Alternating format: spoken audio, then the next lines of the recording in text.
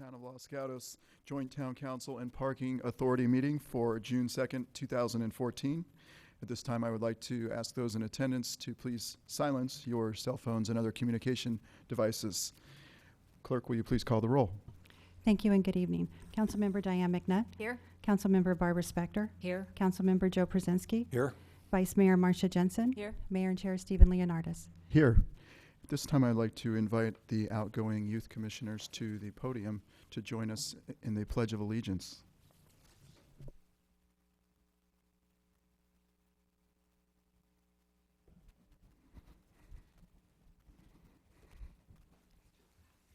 This podium.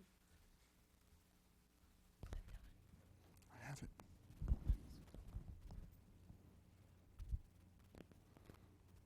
Somebody? No? Stand here. You can just maybe stand up there and make it here. All of it's just fine. We're going to salute the flag. So, somebody. I pledge allegiance to the flag of the United States of America and to the republic for which it stands, one nation, under God, indivisible, with liberty and justice for all. Let's give a round of applause for these young commissioners. Don't leave. Before you go away, I'd like to invite you back up.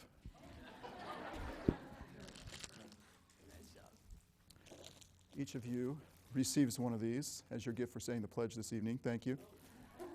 And we'd also like you to shake hands with all the other council members. And then come back.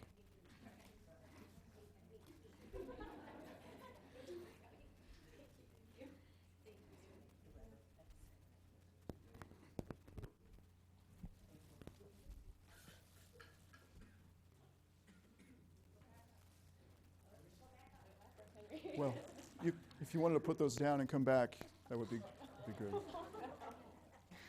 Thought we had it. Okay.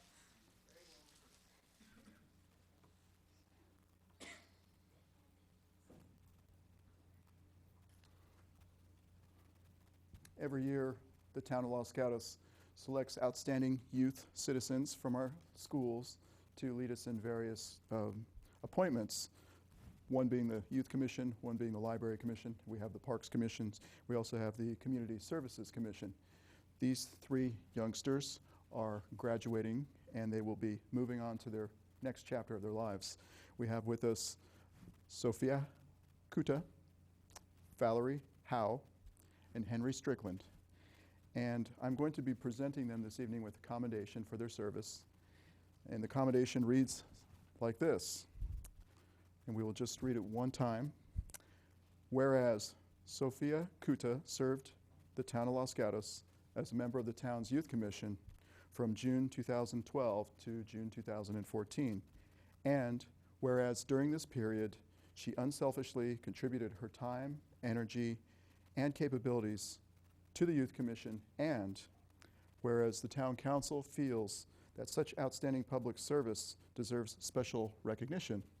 Now, therefore, the Town Council, on behalf of the Town of Los Gatos, does hereby render, with special appreciation, accommodation to Sophia Kuta for 2 years of dedicated public service to the Town of Los Gatos and its residents. Let's give them a round of applause.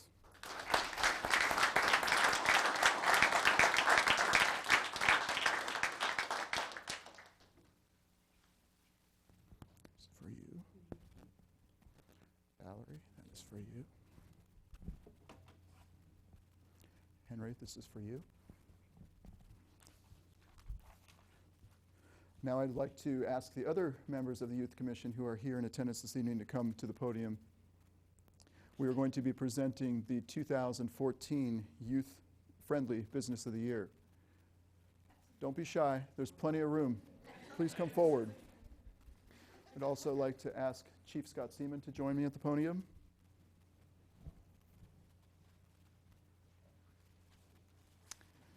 And one of you will be telling us why you chose Dolce Spazio as the Youth-Friendly Business of the Year.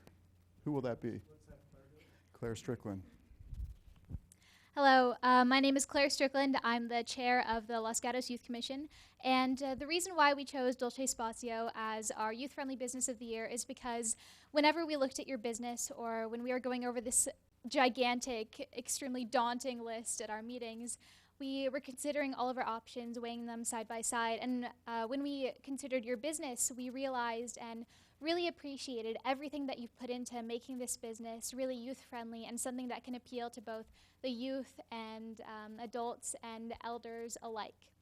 What we liked in specifics were, for instance, your support of local artists by having their paintings in your store.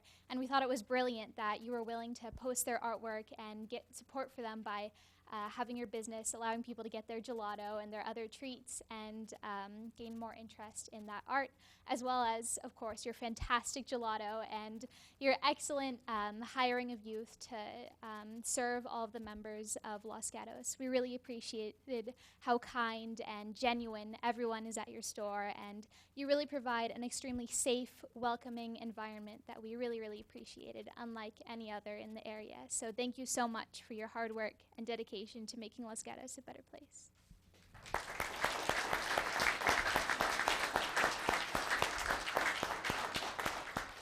And at this time, I'd like to invite the owner to come forward with owners, whoever would like to come forward to receive the award.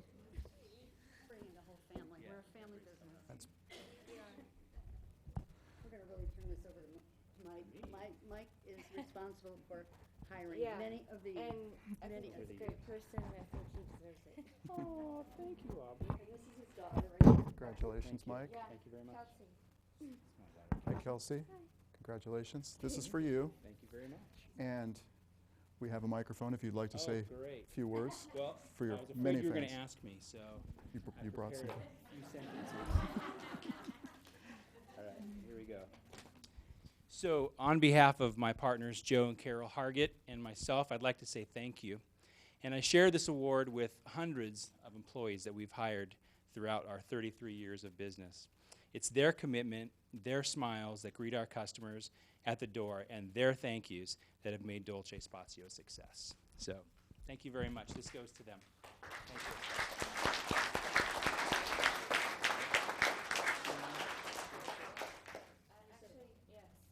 Dolce is a very good place for all kids, all ages and sizes, and including adults that like this place can come. So thank you for this award for Dolce. Well, thank you very much. Thank you for serving our community. You're very well loved, as you know. And if everybody wants to huddle in close for a photo, how close can we get? Don't be shy, everybody. And scooch in. Sounds good.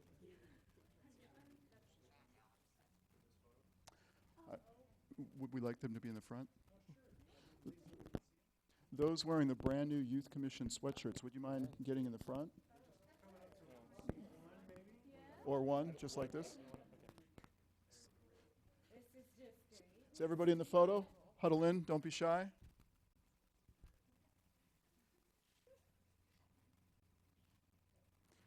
All right. Thank you, everybody. Thank you for your service. Congratulations. Sure, we have somebody who wants to say a few words on behalf of Chief Seaman. Yes.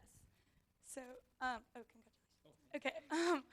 So this year on the Youth Commission, we have had the honor of being able to work with Chief Seaman as our staff member, and we really appreciate everything that you've done. We could not be able to do anything that we do without you.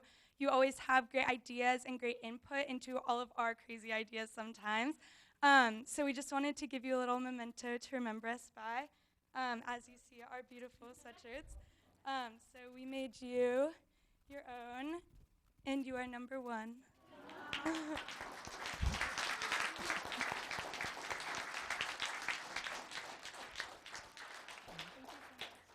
was Molly's idea to have these sweatshirts, and I'm so glad we did. That's really special. Thank you. All right, well, thank you. That was very thoughtful. All right, at this point, I would like to invite up our police department volunteers. We have Sahaj Griwal, Woody Kohler is not here with us this evening, and Joseph Neely is here. please come forward and come around here.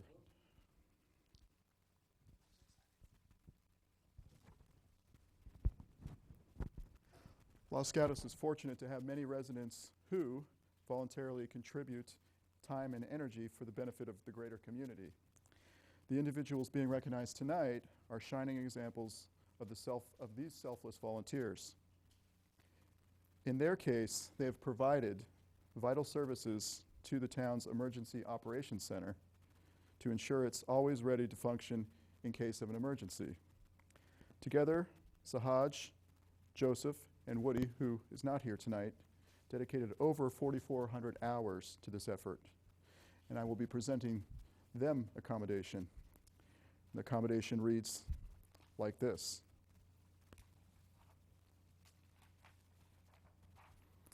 Whereas Joseph Neely served the town of Los Gatos as a volunteer member of the town's emergency operations team for the past 12 years, and whereas during that period, he unselfishly contributed over 1,900 hours of his time, energy, and capabilities to the Emergency Operations Center, meeting weekly to ensure that the Emergency Operations Center and all of its components were fully operable. And whereas the Santa Clara County Fire Office of Emergency Management acknowledges that through the dedication and hard work of Joe Neely, Sahaj Grewal, and Woody Kohler, the Los Gatos Montessorino Emergency Operations Center is considered to be the benchmark for other emergency operations centers to emulate. And whereas the town council feels that such outstanding public service deserves special recognition, now, therefore, the town council of the town of Los Gatos does hereby render with special appreciation accommodation to Joseph Neely for 12 years of dedicated public service to the town of Los Gatos and its residents. Let's give them a big round of applause.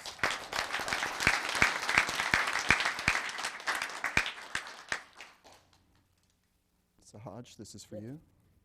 Thank you. Thank you. Joseph, this is for you. Thank you very much, Mr. Mayor. And would you like to say a few words? If not, The microphone disappeared.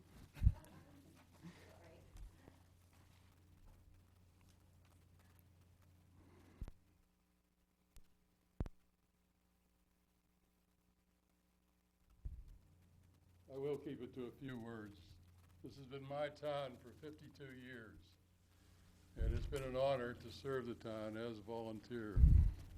And I am especially proud to have been associated with Chief Seaman and the fine Los Gatos Police Department. And ex-Sergeant Kerry Harris is seated in the front row there, and he was my mentor for all of those years. Thank you all very much. Thank you, the Town Council.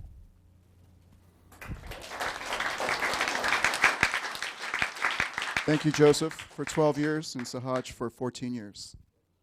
Thank you.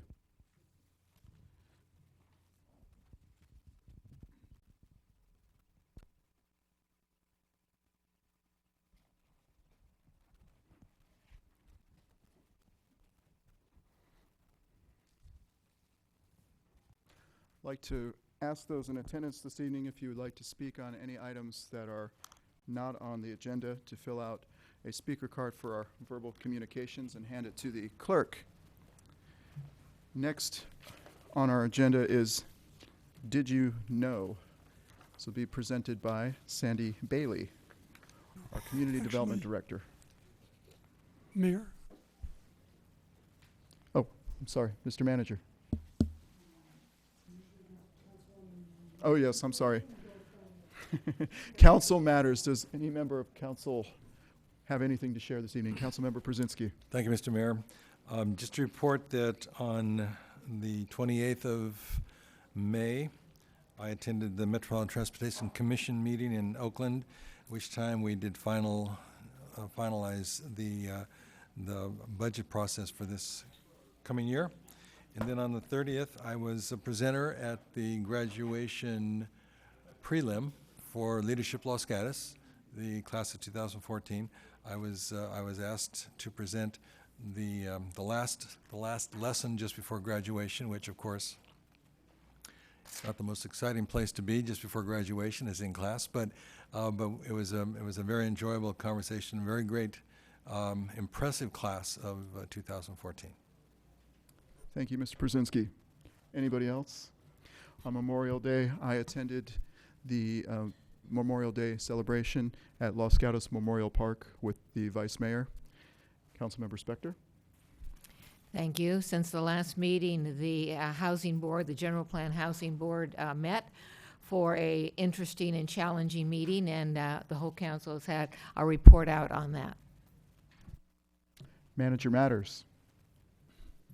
Yes, Mr. Mayor, members of the council, a couple of items. The library launched its annual summer reading program last week, and this is just to alert members of the community that readers or parent readers for youth 0 to 18 years of age can sign up for our summer reading program through the town library website. And every participant sets their own reading goals for the summer and can receive awards and prizes, mostly books, as well as a festival at the end of summer for meeting their goals. Also, just did want to alert the community that the library will be closing this Friday at 4 p.m. for the high school graduation. The Los Gatos Music in the Park program begins prior to your next council meeting on Sunday, June 15th, here on the Civic Center lawn. And last, for tonight's Did You Know, I just wanted to let the council know that 31 years ago, a young woman came to the town as an intern, as well as because of her love of cats. And over those 31 years, she left for a short time and came back to the town and has risen up from planner to senior planner to planning manager, and through the mentorship and leadership of Wendy Rooney, rose up to be assistant director of community development, and for the last year has served you as community development director and is retiring after 31 years this Friday. Sandy, can you present tonight's Did You Know?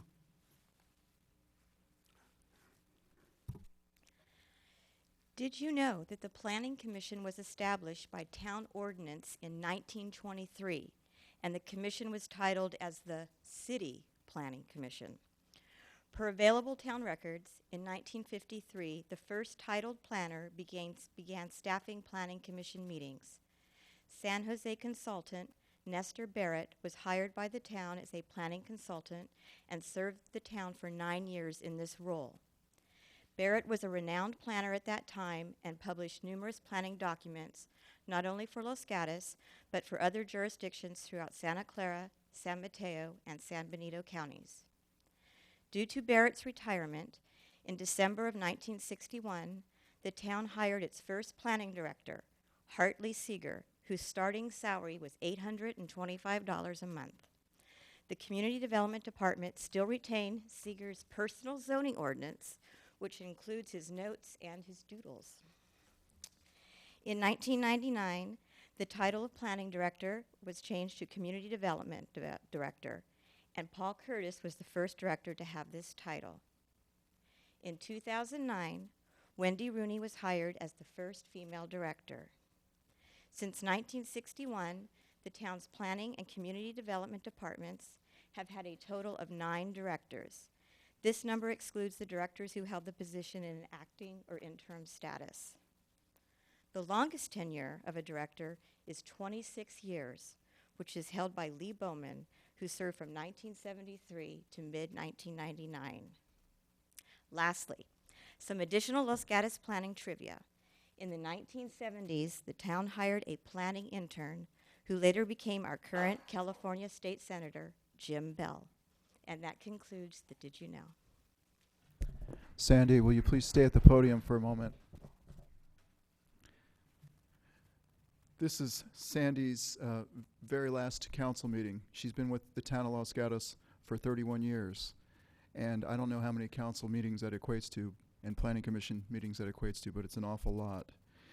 Sandy has been dedicated to serving the community in a number of roles in the Community Development Department. She has done so with high regard for the community's character, history, and values. On behalf of the town of Los Gatos, I would like to thank you for more than 3 decades of dedicated service to your town and your community. Please join me in applauding Sandy for a fine and distinguished career.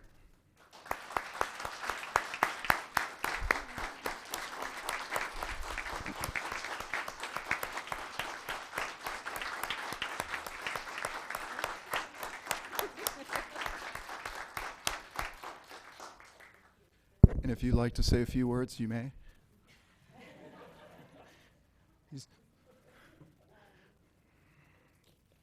Well, I'm going to have a lot of words to say because there's lots of things going on. So I just want to just thank you all. And so I don't want to be repeating myself for next week, but this is a wonderful community. And it's because of all of you and all of you that this is a wonderful community. And that is why I have stayed here so long, because it is family-oriented, as you all have heard, and it's a place where a planner, I think, would want to work, because this is what a planner dream is to have a community like you have created. So thank you for the opportunity. Thank you.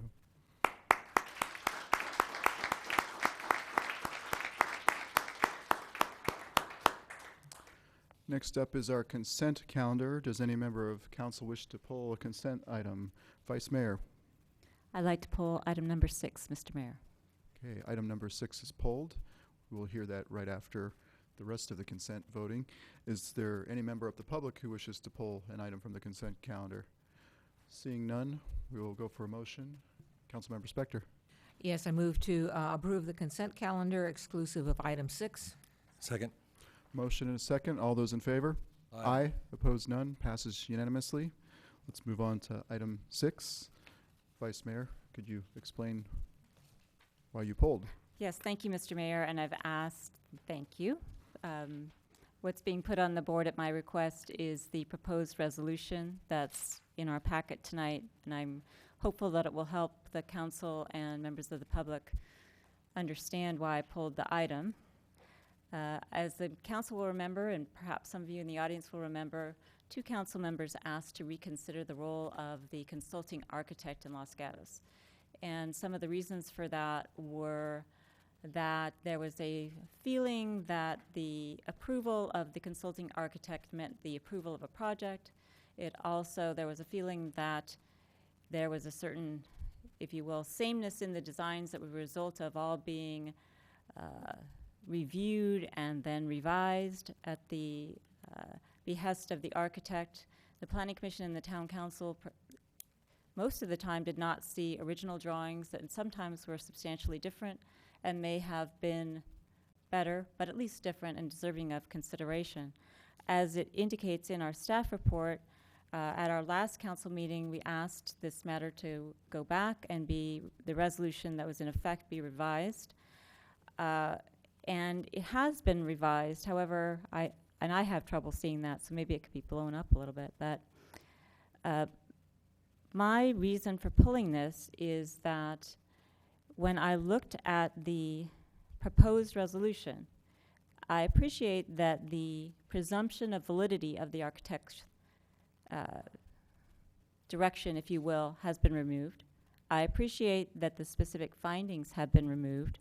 However, what I was disappointed by is if anyone can see the different whereases, in what we have here, what we have is a series of will, not a series of may. And at least my recollection of the discussion was that what we were trying to do was have the consultant act as a true consultant, where if there was a request for information or input, then the decision maker could request that, but not that the architecture consultant serve as a gatekeeper or a redesigner. And I don't think that what's happened with what's proposed here is achieving that. So if you look at the first 2 whereases, it does say will rather than may. In the third, well, I was actually 1, 2, 3, 4, 5th whereas, it goes through a discussion indicating that the town architect is highly qualified, which he may be, but I don't know that that needs to be in there, nor do I think that there should be an indication that his role is to ensure that proposed development projects are compatible with their site and surroundings. To my mind, that's the job of the policymaker or the decision maker to decide whether in fact what's submitted is consistent, hence our planning commissions and our town council meetings. In the therefore be it resolved, again, will appears rather than may. I would suggest that it be may upon request. The last sentence of the paragraph A, which I think is up there, indicates that the staff report will include any recommendations or alternatives presented by the consultant and plans that have been revised to incorporate those recommendations. I believe at our last meeting regarding this, what we asked for is that we wanted to see the original plans, that we wanted to have the option. And what this is doing is once again substituting the architectural consultant's plans for the applicant's plans. And I don't think that's what we discussed, at least in my mind. Again, in B, there is the term will rather than may. In paragraph C, which is on the other page, while paragraph C does not create a presumption of validity of the architectural consultant's findings, what it does do is create a very, very strong direction that the Planning Commission and the Town Council should give courteous regard and respect to the professional expertise of the consulting architect. And I don't think that's what the Town Council directed. I think what we wanted to have was a true consultation where input, advice, and information was given to the deciding bodies, not that they were to defer to the consulting architect. So those are my objections to what's before it. That's why I pulled it. And I, for one, could not support the resolution that's before the council. Further discussion, Councilmember McNutt. Thank you, Mayor. Interesting comments, and I think what would be best, and I assume I can go ahead and make a motion, is to continue this item to the next council meeting so that the Vice Mayor's comments can be written up in a staff report. I'm not prepared tonight to all of a sudden be looking at every other word and trying to figure out what it means. So I think we need to continue it, have a staff report that presents her comments, and we can discuss it as a separate item next time. Councilmember Spector. Thank you. On the basis that the item will be coming back to us at our next meeting, I will second it. We have a motion and a second. Councilmember Brzezinski. Thank you, Mr. Mayor. I would hope that what comes back is not only a revised recommendation on the basis of the Vice Mayor's comments, but a representation of this resolution as well, because I think it's a matter of interpretation of the words. I don't think it in any way, shape, or form is as obligatory as the Vice Mayor's comments indicated, because when you look at it in context, I think it does exactly what we had talked about. So with that in mind, I'm going to support the motion to continue, but I would like us to be able to have the opportunity to evaluate this language in its current format, and from the perspective that I do think linguistically you can interpret those particular verbs in a more general way related to what we had talked about. Further discussion? Seeing none, Mr. Manager, do you have any comments? Staff can certainly return for the next meeting. It's a simple process to change the will and may. Staff did not see a significant difference. We did refer to the actual motion of the council that's on page 1 of the staff report that simply said to include the elimination of section B and to make it clear that the consultant was a resource, not a decider for staff in the Planning Commission. So we will, with council direction, listen to the mayor or the vice mayor's comments tonight and include alternate language for the council to consider on June 16th. Okay, so we have a motion and a second. All those in favor? Aye. Aye. Opposed? None. Passes unanimously. Before we move on to verbal communications, I would like to recognize our newly appointed youth commissioners who are in the audience this evening. Will you please stand? And I'll just say a few words about them. Every year we have, as we saw earlier, outgoing youth commissioners, and we have many applicants for incoming youth commissioners. And these are two that had applied, and the vice mayor, myself, and the chief of police selected them from a group of many fine young adults in our community to serve as youth commissioners for the coming year. Let's give them a round of applause.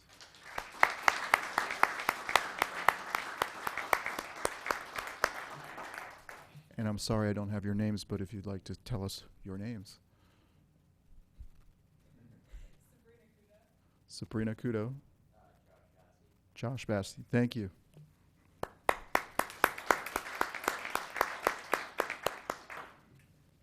Moving on to verbal communications. Anybody who wishes to speak on any item not on the agenda, please fill out a card. I have one card. It is for Frank Aliotto. Will you please come forward?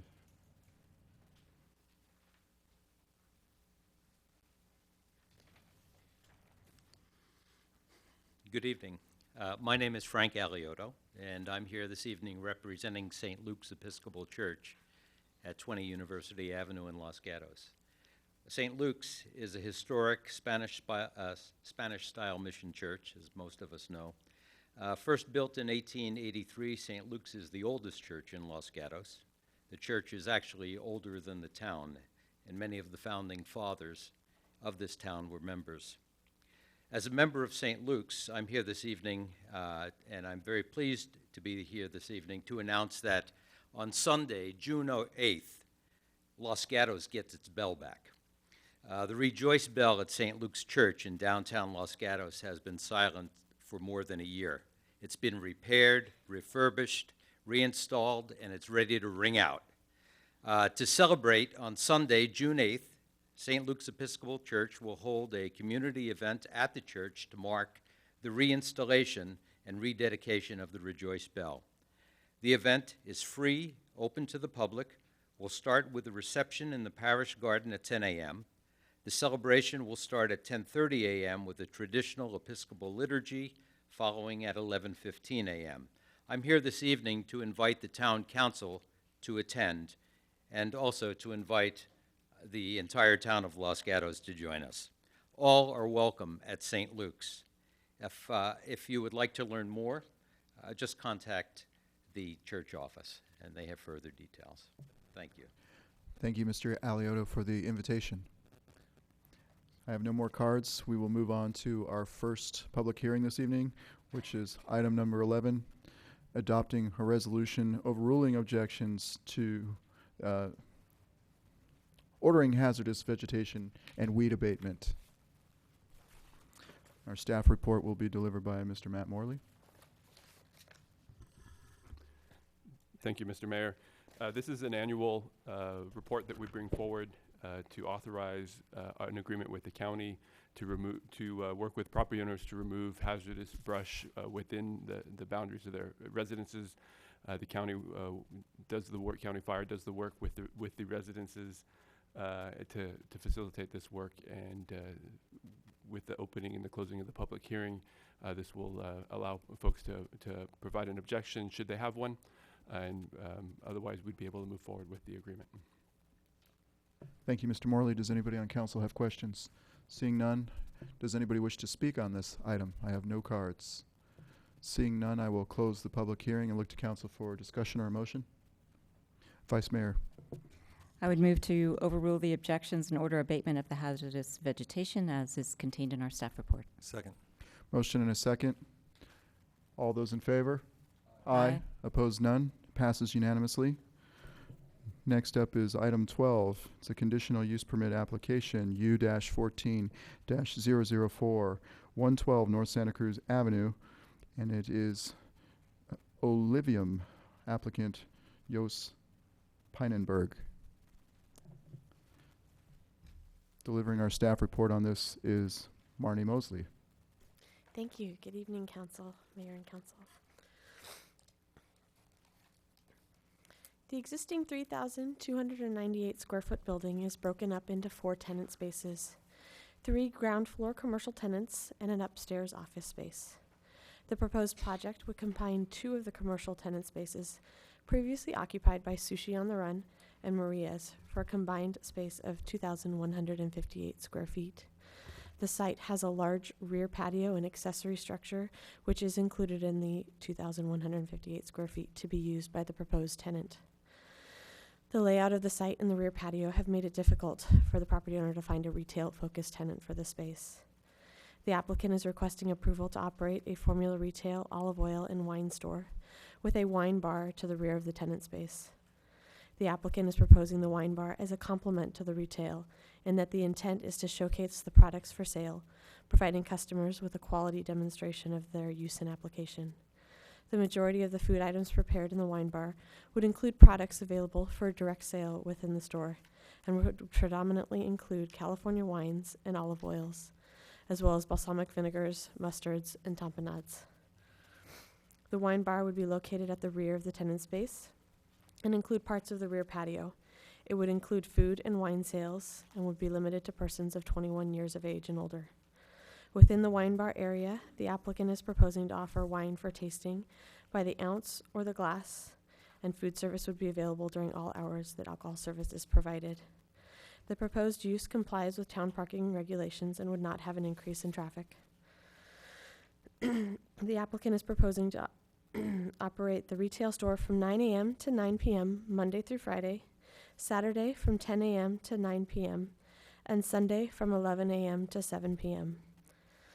The wine bar would open later at noon daily and close at 7 or 9 p.m. respectively, along with the retail store. Off-premise sales of alcohol would be limited to the same hours as the wine bar. There are 3 other wine bars currently in town. Their hours range from as early as 10 a.m. to as late as 1 a.m. on Friday or Saturday and midnight during the week. The application was considered by the Planning Commission on April 23rd of this year. The Commission found that the application provided a unique retail opportunity that does not currently exist in town, and the service of food and alcohol in this application is more of an extension and education of the retail component.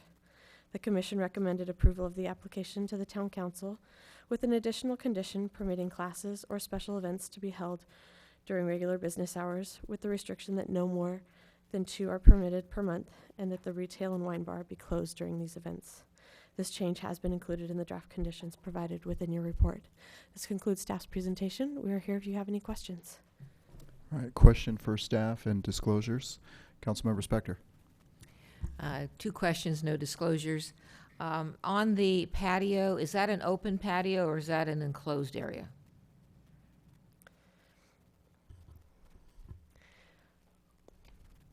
Along the right-hand side of it, there is a building that kind of encloses it. On the left-hand side, it is fairly open, but it's not open to the public. There's another, so you've got the walkway that borders down the Gap, the old Gap space, Gap baby space.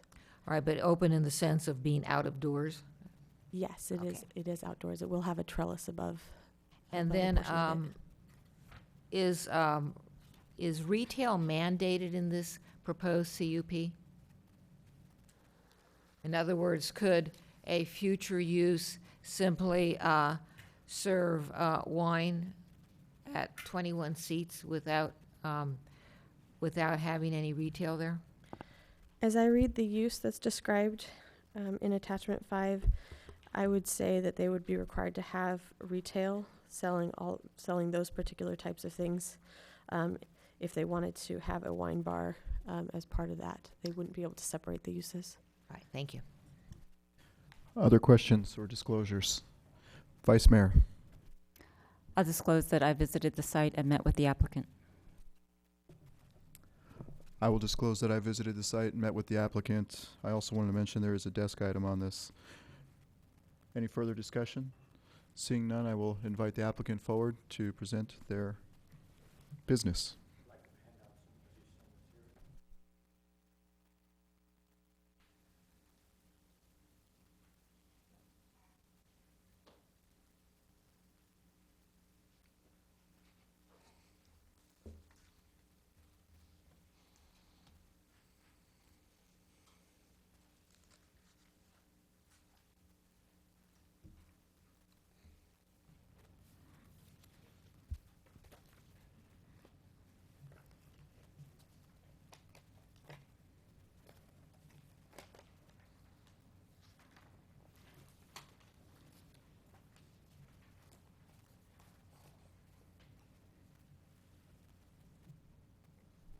Anytime you're ready. Okay, great. Good evening, everyone. My name is Jos Pijnenburg. I have been a resident of San Jose for the last 12 years, and I would like to introduce you to a retail concept that I've been involved in for over a year now, and my eye fell on Los Gatos as a very nice community to start this retail venue for me. I've been employed in the high-tech industry for the last 20 years, and I'd like to continue my career doing this venue. And again, Los Gatos seems to be the perfect grounds to start this. I have a video prepared that I'll ask staff to start for me now.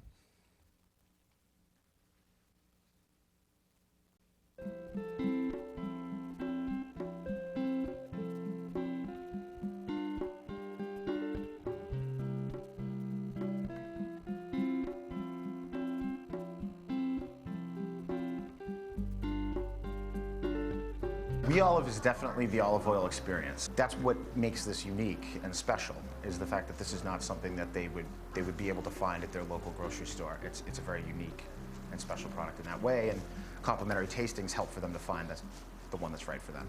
We've got olive oils from every different part of California because it's such a diverse growing climate that produces such wonderful extra virgin olive oil. One of the things that's really interesting about, or unique about the olive oils that we feature, is that not only are they certified by the California Olive Oil Council, but most of them are award-winning olive oils, either at California fairs or on a national level. So these are the best of the best that California has to offer. We're not just limited to great extra virgin olive oil in the store. In addition to that, our guests can expect to find gourmet tapenades, olives, different dressings, spreads, marinades, all sorts of different gourmet foods that again are unique and different. And again, you can try them all on a daily basis throughout the store. They're available, and if you don't see something that's available for tasting, ask a staff member. We'll get you something to taste. Definitely when they first walk in, they're going to be greeted by a friendly and enthusiastic staff that's also educated about all of our products. The impression that we get from our guests is that when they first walk into the store, they're really impressed by the way the store looks and feels. It's really that sort of sensory experience of coming in and realizing that this is a special place that they want to spend some time. We find a team that can work with our guests and educate our guests about the great products that we have. Much like our olive oil, we specialize in very small case production wines. So artisan premium wines that come exclusively from California, but they're not produced on a mass scale. It allows for us to find wines that our guests would not otherwise be able to find at their local, big box store, supermarket. So in some cases, we're bringing in wines that, we only get a case or two of, that the winery only produced 100 cases of. So those are very special artisan handmade products that really fit with what we do in general. So another unique aspect of the wine program is that we offer all of the wines by the taste, by the half glass, and by the glass.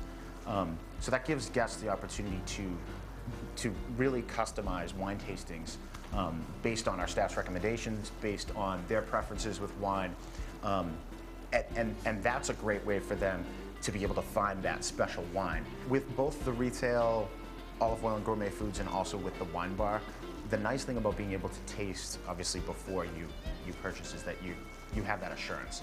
On the wine bar side, as we're offering folks flights, we also offer those bottles for retail purchase. So every day we have guests that will find a really special wine. It speaks to the connection between the tasting program and then the purchasing power in retail. So and it's great because they found wines that they will not find anyplace else.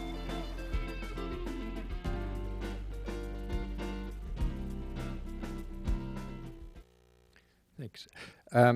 In addition to the video, I also have a slide deck prepared, and that's your handout. Also in your handout is a leaflet on the La Jolla store, which this video was actually shot at, and also a business gift catalog to give you a good idea on our gift program. Next slide, please. So just to reiterate some points in our video, and before I do that, I'd like to introduce Frank Mercurio, who is the franchisor. Frank and his family own the We Olive franchise. We all have started off in Paso Robles in 2003 as the goal of the company is to serve the artisan olive oil community by giving them a venue to retail their olive oils. We Olive Now has morphed into a double concept with the addition of the wine bar, and as you saw in the video, the philosophy around the wine is pretty similar as towards the olive oil. It's all about the small case artisan production. Next slide, please. Olive oil is an emerging growth industry. All the olive oil that is sold at We Olive is certified by the California Olive Oil Council, and there are many health benefits to olive oil. For example, the Food and Drug Administration approved it for the healthy heart claim. Next slide, please. The addition of the wine bar really gives us an opportunity to provide friends, family, neighbors, and local businesses a unique culinary experience, one that features California's finest artisan extra virgin olive oil wines and delicious simply prepared foods. Just to focus in on our retail sales, we will have obviously the California extra virgin olive oil, but besides that also balsamic vinegars, gourmet foods, gift items, as you can see in the brochure. We do also a custom label program where people can come in and have custom label design to go on our bottles. And we have a corporate gift basket program as well for corporations for example, for year-end gifts to their employees or relations. The wine bar sales then focus in on taste by the glass, by the glass or by the bottle. We also will have a small selection of handcrafted beers that we'll try to source as local as possible as well. And we also will feature small plates that are as made as possible with ingredients that we sell into the store as well. Cheese and charcuterie should be a good example of a plate that will be you will be available to order. Our special events is really near and dear to the heart of the We Olive philosophy. We do a lot of local community outreach with local organizations as well as national organizations such as the Heart Association and other health-related causes. And we have a proven track record of being able to do certain events, whether it be in-store events, month-long promotions with these associations to do fundraising, or also have gatherings in our spaces to do these kinds of fundraisers. We Care at We Olive is near and dear to our heart. We treat our staff, our guests, and our community as well as a focus on quality of our products. Next slide, please. As you are aware, this is a franchise, and the franchisor provides a full package of support. I'm not in this alone. Including in that support is the training and support during the opening, corporate marketing, technology, etc. Just to give you a visual picture of where we are on North Santa Cruz Avenue, and our direct neighbors are Sumi's Alterations and Natural Creations. Their opening hours are somewhat stricter than ours, which should help with parking. Last but not least, we have some online references. I realize we cannot go into that now, but at your perusal, we have an extensive website with more on the health benefits of olive oil, as well as focus on our products. There is a virtual tour available of our La Jolla store, which will look very similar to our store here in Los Gatos. And we have some videos as well that are similar to the one we saw earlier. Thank you. So any questions for the speaker? Seeing none? Thank you. Next speaker is Frank Murky. Okay. Next speaker is Robert Bellavo, sorry.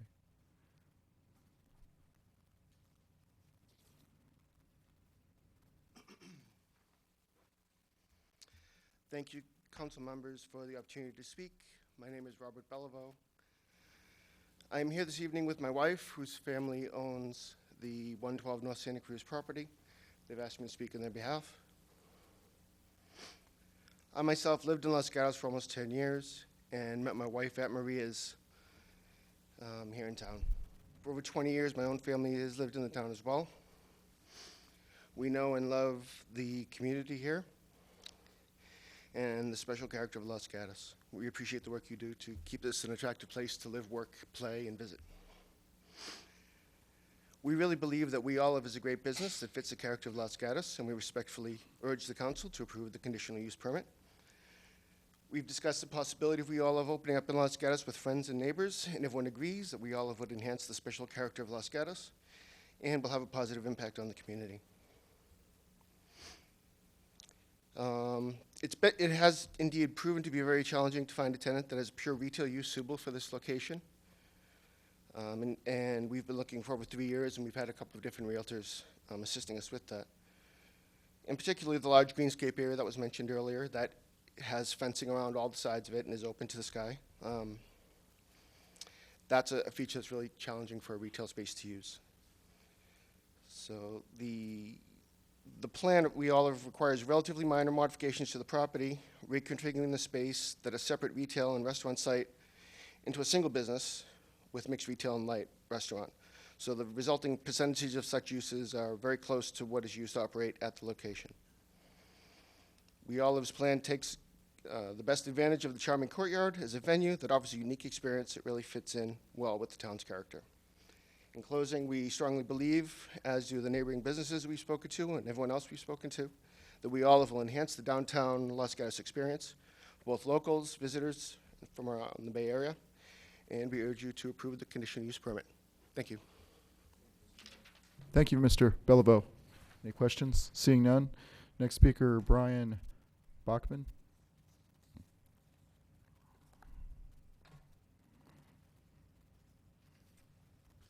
Good evening, I'm Brian Bachman.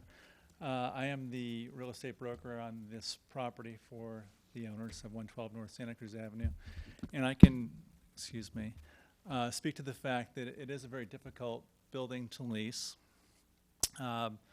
With the separate structures, the courtyard in between, it's an older building. The interior is cut up in various smaller pieces, and it's difficult for many merchants to retail in that kind of a venue.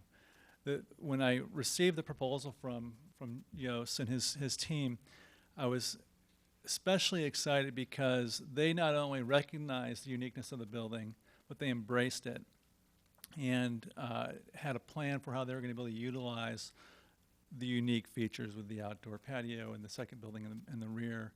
And for that reason, I worked especially hard to get the ownership behind making something happen with them. And I then had a chance to visit their store once I got their proposal. My family had a planned vacation in La Jolla, and in this process probably got the highest validation for it as a concept that is imaginable. And that I was with my son, who is now 16, he was 15 then, and we were doing some shopping on Prospect Avenue, and my wife and my daughter, who was 20, were doing some shopping on Prospect Avenue. So our agendas were very different. And we had planned to meet up and have dinner, and after we'd spent a few minutes shopping. And I called her after a few minutes, being apart, doing our thing.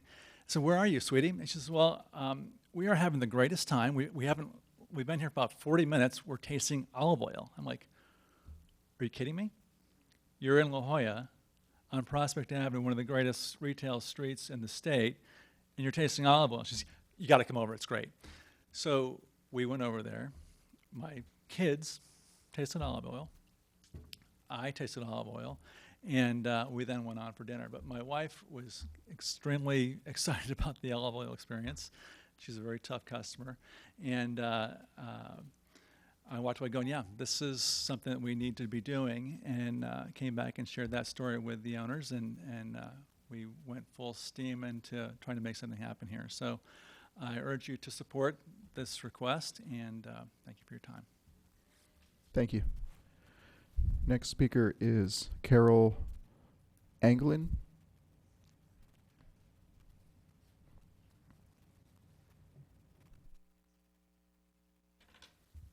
Hello, my name is Carol Ferenzi Anglin. I live at 95 Church Street, and I'm speaking in support of the We Olive Store in Los Gatos. I grew up in Los Gatos and have been a resident all of my life. I'm also considered somewhat of the town oleologist or local olive oil expert, as I wrote a book a few years ago called The Passionate Olive, 101 Things to Do with Olive Oil. And I offer educational programs on the history of olive oil, on the health and the beauty and the culinary benefits of olive oil.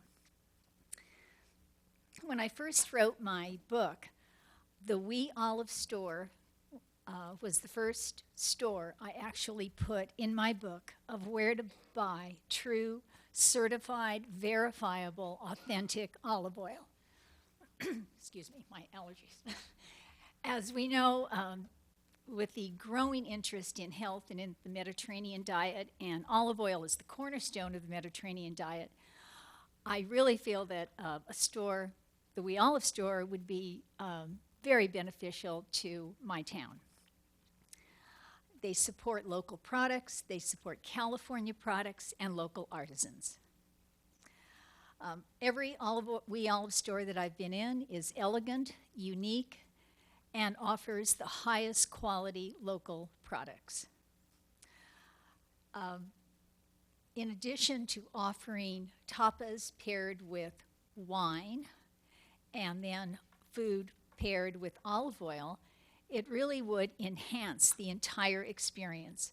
Olive oil is following that same sophisticated path that wine followed years ago.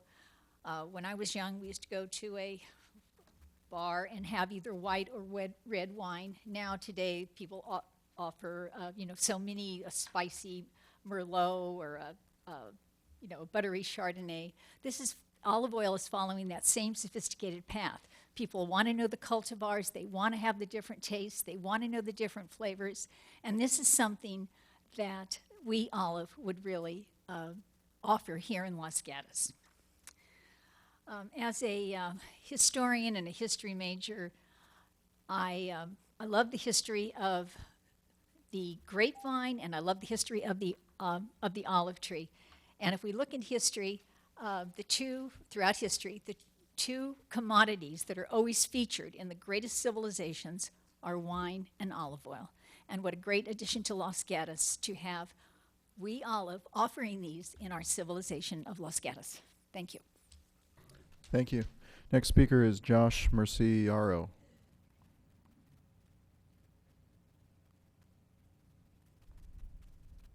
Thank you. My name is Josh Mercurio, and this is We Olive is our family business. We grew up with it, and it just really gets me excited to us present in front of this city, and to see the youth that's involved, and hopefully inspire us with your approval to compete for an award like that Dolce got.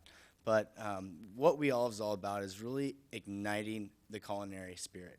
And as you can see in America today, people are really food conscious and want to know where the food comes from. And that's what We Olive is, a wonderful outlet to learn about what is local in our back door. And that's a huge element to our business, is implementing these local artisan products that are specific to your guys' community. And let's highlight these people that are passionate about the culinary arts in our stores. And one thing that we really encourage, and all our partners do a great job in doing, is giving back to the community. We have partners that have gave students the opportunity to go to culinary school on a scholarship that We Olive has offered and raised money to do so. So I think we add a lot of value to the city of Los Gatos, and I think we'd be wonderful tenants. And thank you guys for your time today. I really appreciate it. Thank you. Next speaker, Angela Dofani.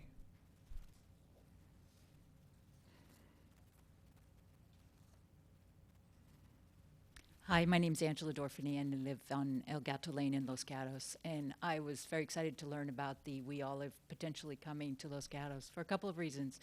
I grew up in the Central Valley, and I never realized until I met my husband, who grew up in the Mediterranean, that they call California Mediterranean climate for a reason, that when you go over there, it's just like here. It's dry in the summer, and it's hot, and olives are the perfect match. You see olives growing out in the middle of nowhere. It's so dry, and they don't need to be irrigated. So it's exciting to see Californians finally seeing, oh, we can grow something that we don't have to pump in water for, that's sustainable and that's healthy for us and for the environment all at the same time. So that's one aspect of it. And the other aspect is that I think We Olive is a great community building storefront, because they're going to have a place where people can get together and just have something light to eat and have maybe a glass of wine or something, and really become a meeting place and a place to build community. Thank you. That was the last card I had on this item. I would like to invite the applicant forward if you would like to add or say anything else about your business. I think this video spoke for itself, and I hope the presentation gave the opportunity to learn a little bit more, and thank all the speakers for their comments. Any questions for the speaker? I just have one myself. I was wondering, I know you're going to be, should you be approved, extensively remodeling the interior of the building. Correct. Do your plans also call for painting the exterior of the building? Yes, I've talked to the landlord about that and given it a fresh coat of paint. Okay, thank you. Right. So we will officially close the public hearing on this and look to council for discussion, motions. Vice Mayor. Actually, I had a question of staff, if I could. Yes. Ms. Mosley, will you remind me, did Sushi on the Run have an alcohol permit? They did not. Did not. Okay. So that's why we're doing this. Because if they took over the Sushi on the Run space, presumably they would take over the CUP for wine and beer. The Sushi on the Run space was significantly smaller than what they're proposing to occupy, and as a result, they would require a new conditional use permit anyways. I So get they would not have been able to take over the Sushi on right, the Run. but not for, if they had the wine and beer, they could take that over, right? No matter how big Sushi on the Run was. Well, still a new CUP that covered that CUP only covered that space that Sushi on the Run had, and so it's a whole new CUP along with alcohol service. Okay, thanks. Any more questions for staff? Anybody want to make a motion on this? Councilmember Brzezinski. Thank you, Mr. Mayor. First of all, I just want to say I really appreciated the Planning Commission's analysis and dialogue. I think it was one of the more interesting and perceptive exercises in analyzing our downtown restrictions relative to formula retail, and also to appreciate the uniqueness of this particular business. And I think that's the key, that we have no other business like this in town right now. And from everything that I've seen in your presentations and the way you oriented us to this tonight, I think it's well within our range to agree with the Planning Commission and go ahead and move this forward. So with that, I make the required findings that are on attachment 1 of our staff report, and approve the conditional use permit U14004 with the modifications as recommended by the Planning Commission, and that requires a motion, and I will stop and wait for that motion before I move on. We have a motion. Do we have a second? Vice Mayor. I'll second it, and I'll just add that I am supporting the motion because I'm influenced by the unanimous recommendation of the Planning Commission, which is unusual. I am influenced by the fact that this is primarily retail, I believe, and the conditions assure that it will remain retail, but that it's taking over restaurant space. that the patio behind it is, to my mind, enclosed and separated from residents by a parking lot. And I am also impressed that they have received endorsements from neighboring businesses. So that's why I'm supporting the motion. So we have a motion and a second. Any other discussion? Well, Councilmember Spector. Thank you, Mr. Mayor. I want to commend the Planning Commission also. That was a very detailed analysis. And I'm going to be supporting the motion, but I can understand why the Planning Commission took so much time, and I did appreciate it. If you just look at We Olive, that's easy. I mean, it's, you know, it's cool. It's got a good presentation. All the neighbors want it. But when you're up here being the policymaker or you're the Planning Commission, you have to say, okay, what if at some point We Olive moves on? What can move in? And then you say, okay, what can move in is a establishment with 21 seats that serves wine and beer and does not necessarily need to serve food with that wine and beer. That's what you need to, I think, look at as a policymaker, and I believe that's what the Planning Commission was examining. The Planning Commission was also frustrated that the council has not developed its alcohol and liquor policy. And to the planning commissioners out there watching this, it has gone through us, and we, the council, have passed it on to an ad hoc committee. So it is getting closer, and it is a work in process. And I also appreciate the fact that the reason the Planning Commission, I think, was concerned is because the alcohol policy said we didn't want any standalone bars. And the reason that we don't have standalone bars is because they add to the noise, the disruption, the need for police in the downtown. I don't believe that this is going to be the situation with this one, but technically, as the Planning Commission pointed out, when you have a bar that's serving beer and wine and it doesn't need food, that is technically a standalone bar. But for the reasons I stated, I appreciate the Planning Commission. I don't think there was anything they said that was inaccurate, except for one thing, that they need to look at these uses as uses, not as a specific store or a specific business. But I will be supporting the motion. Any more discussion? All right, well, I will be supporting the motion as well. In addition to everything that's been said already, I appreciate the fact that the owner will be investing significant capital into the building. When I visited the space, it was, without all the merchandise in there, you really see the age of the building. And when I asked the applicant about painting the exterior, there is paint peeling off the exterior, so I'm grateful that you will be adding much needed improvements to this physical space as well. So with that said, I will call the question. All in favor? Aye. Aye. Opposed? None. Passes unanimously. Mr. Mayor, there's a second motion that needs to be made. Thank you, Mr. Brzezinski. Would you like to make that? That's to adopt the resolution of approval with the recommended conditions for a conditional use permit to operate a formula retail business, We Olive, with a wine bar on property zone C2, and that's noted in attachment 2. A motion and do we have a second? Second. Motion and a second. Discussion? Seeing none. All in favor? Aye. Aye. Opposed? None. Passes unanimously. Thank you. We'll be moving on to, and congratulations, we'll be moving on to item 13, which is introduction and first reading of an ordinance amending the code of the town of Los Gatos, section 2.20.010, regarding council meetings, time and date to change regular meeting dates from Mondays to Tuesdays, effective August of 2014. Delivering our staff report will be our town attorney, Mr. Robert Schultz. Good evening, Mayor and Council. This item's in front of you based on your direction back December to change our regular council meetings from the first and third Monday of each month to the first and third Tuesday of each month. The only difference from that direction is that it is proposed that we start this change in August, which would coincide with the fiscal year and when our calendar comes out.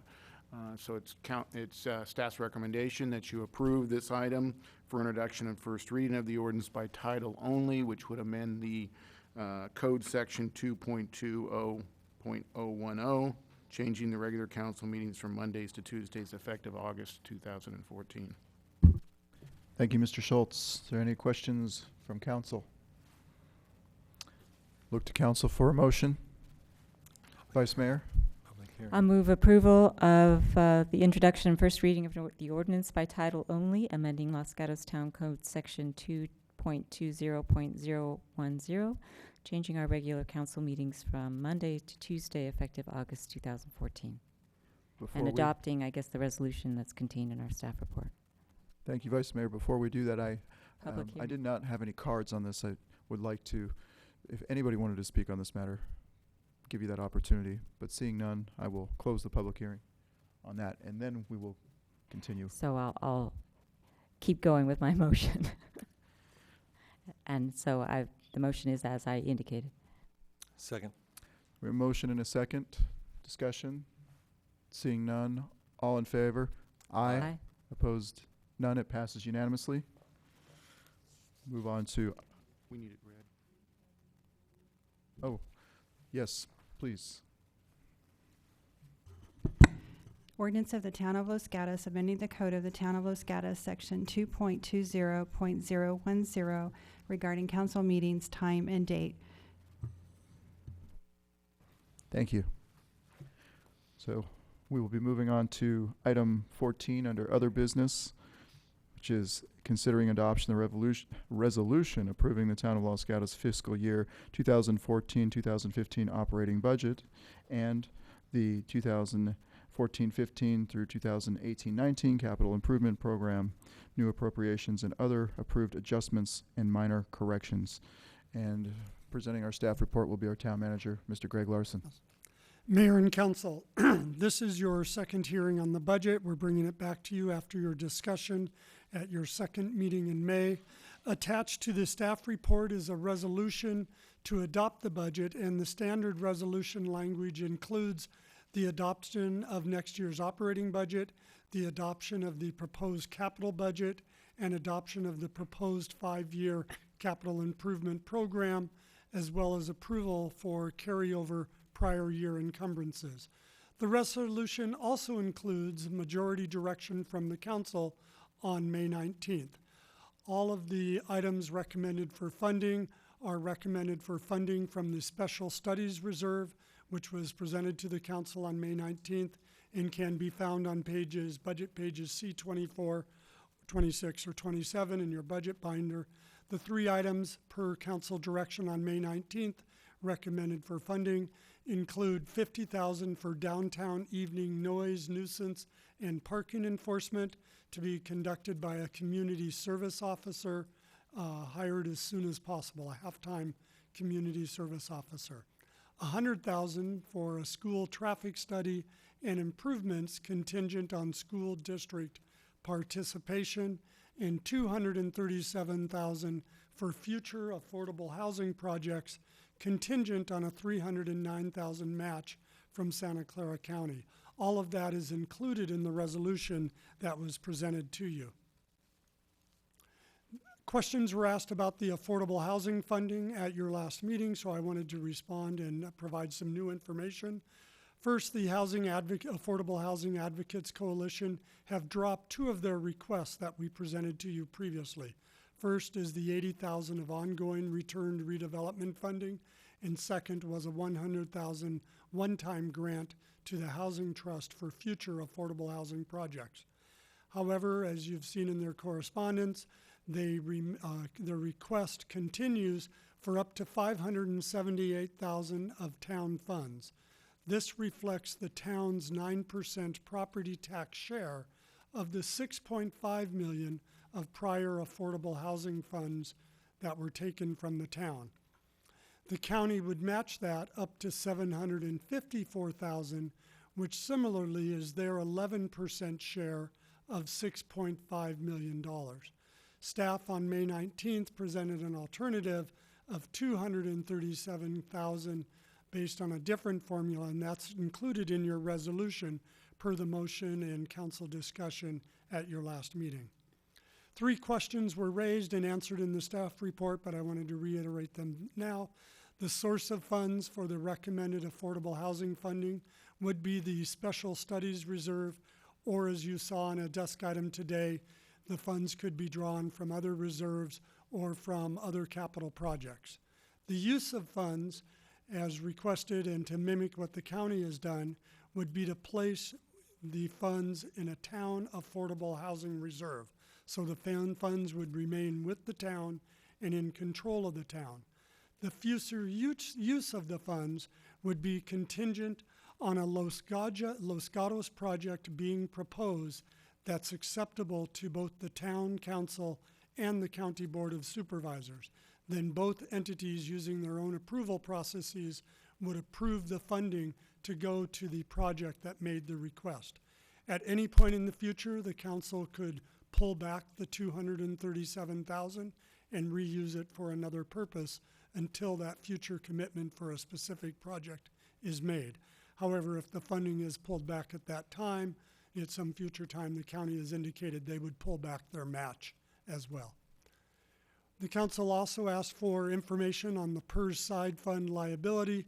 We previously thought it would take a couple months to get this information, but we have been able to acquire additional information in the last week and a half, and Finance Director Steve Conway will present this slide. Thank you, Manager and members of council. The PERS side fund liability that the town presently has is around $4.5 million, approximately $4.5 million. A little history on that. In 2003, California law required that any PERS pension plans that had fewer than 100 members be moved to pools where those small employers had those pension plans all pooled together. And in doing the pools, a side fund liability was established for future future unfunded liabilities within the pool itself, and that was the town share. And this is the remaining amount of that is now currently being amortized for the next 6 fiscal years. That amount when I say amortization, that amount is added to our employer contributions that we pay annually. And right now, our expectation is next fiscal year in 14-15, that amount would be $750,000, rising to about $940,000 in year 6, and that would be the final year where that side fund liability payment would be made, and then the side fund liability would disappear, would go to 0. So staff right now is looking at an alternative of paying off the side fund with available funds that the town presently has in reserves. Right now, the town has $2.0 million above our required levels in our budget stabilization fund. We have another $1.5 million of reserves, actually a deposit monies that we set aside during the years when PERS told the town it had a surplus and no employer rates were required or no employer payments were required of the town. So the town prudently charged ourselves anyway and set that money in a reserve for a rainy day. So we do have that $1.5 million available. And we expect that we will have $1 million of expenditure savings against our budget this fiscal year, or revenues above our anticipated budget that would be available. So if you take the combination of those funds we have in place, we should have enough money to pay off the liability incomplete. And as I mentioned earlier, if we were able to do that, we would save approximately $750,000 in PERS payments next fiscal year, rising to $940,000 in year 6. So one thing that is critical, though, is that in order to take effect on July 1, PERS would need the money, the $4.5 million, paid on June 30th of this fiscal year. So we will be bringing forward, if council directs, a agenda item, likely on consent on the next meeting, to approve a budget adjustment to authorize payment from a recommended funding source that would pay either all or some portion of the fund liability. That we'll have more analysis. The side fund letter and its accompanying repayment schedule and whatnot have not been formally. We've just received rough estimates from PERS, but they're close enough for us to feel that we can make this recommendation to council. And so we'll be waiting for that. We hope to get that information from PERS this week, and we can start finalizing it if council so directs, and we can get that on the next council meeting so that we can then provide funding to PERS by June 30th, which will mean our employer rates next year our contributions will drop.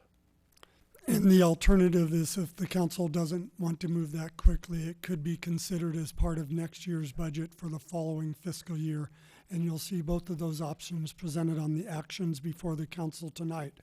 We thought to structure the discussion, it would be helpful first to get council questions and direction on the side fund liability repayment, which could either be next year or later if needed, and if this year, council's determination of the use of these sources of fund.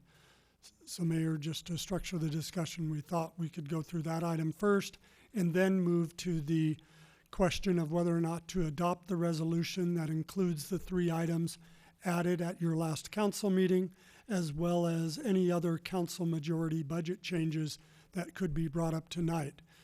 Those could either be implemented with new resolution language being added tonight or brought back on the consent calendar on June 16th. So we're just trying to give the council a menu of actions that are needed tonight. Thank you. So, Vice Mayor. If I understand, I'm going to do the PERS questions first. Mr. Conway, thank you for your presentation.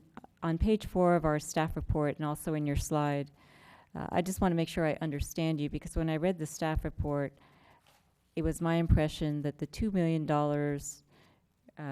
from the Budget Stabilization Fund was actually taking money away, so we'd be under what we normally require to have in our reserves. But you're telling us, no, it's actually, we have $2 million more than we're supposed to, so if you take $2 million away, we still have what we're supposed to have, correct?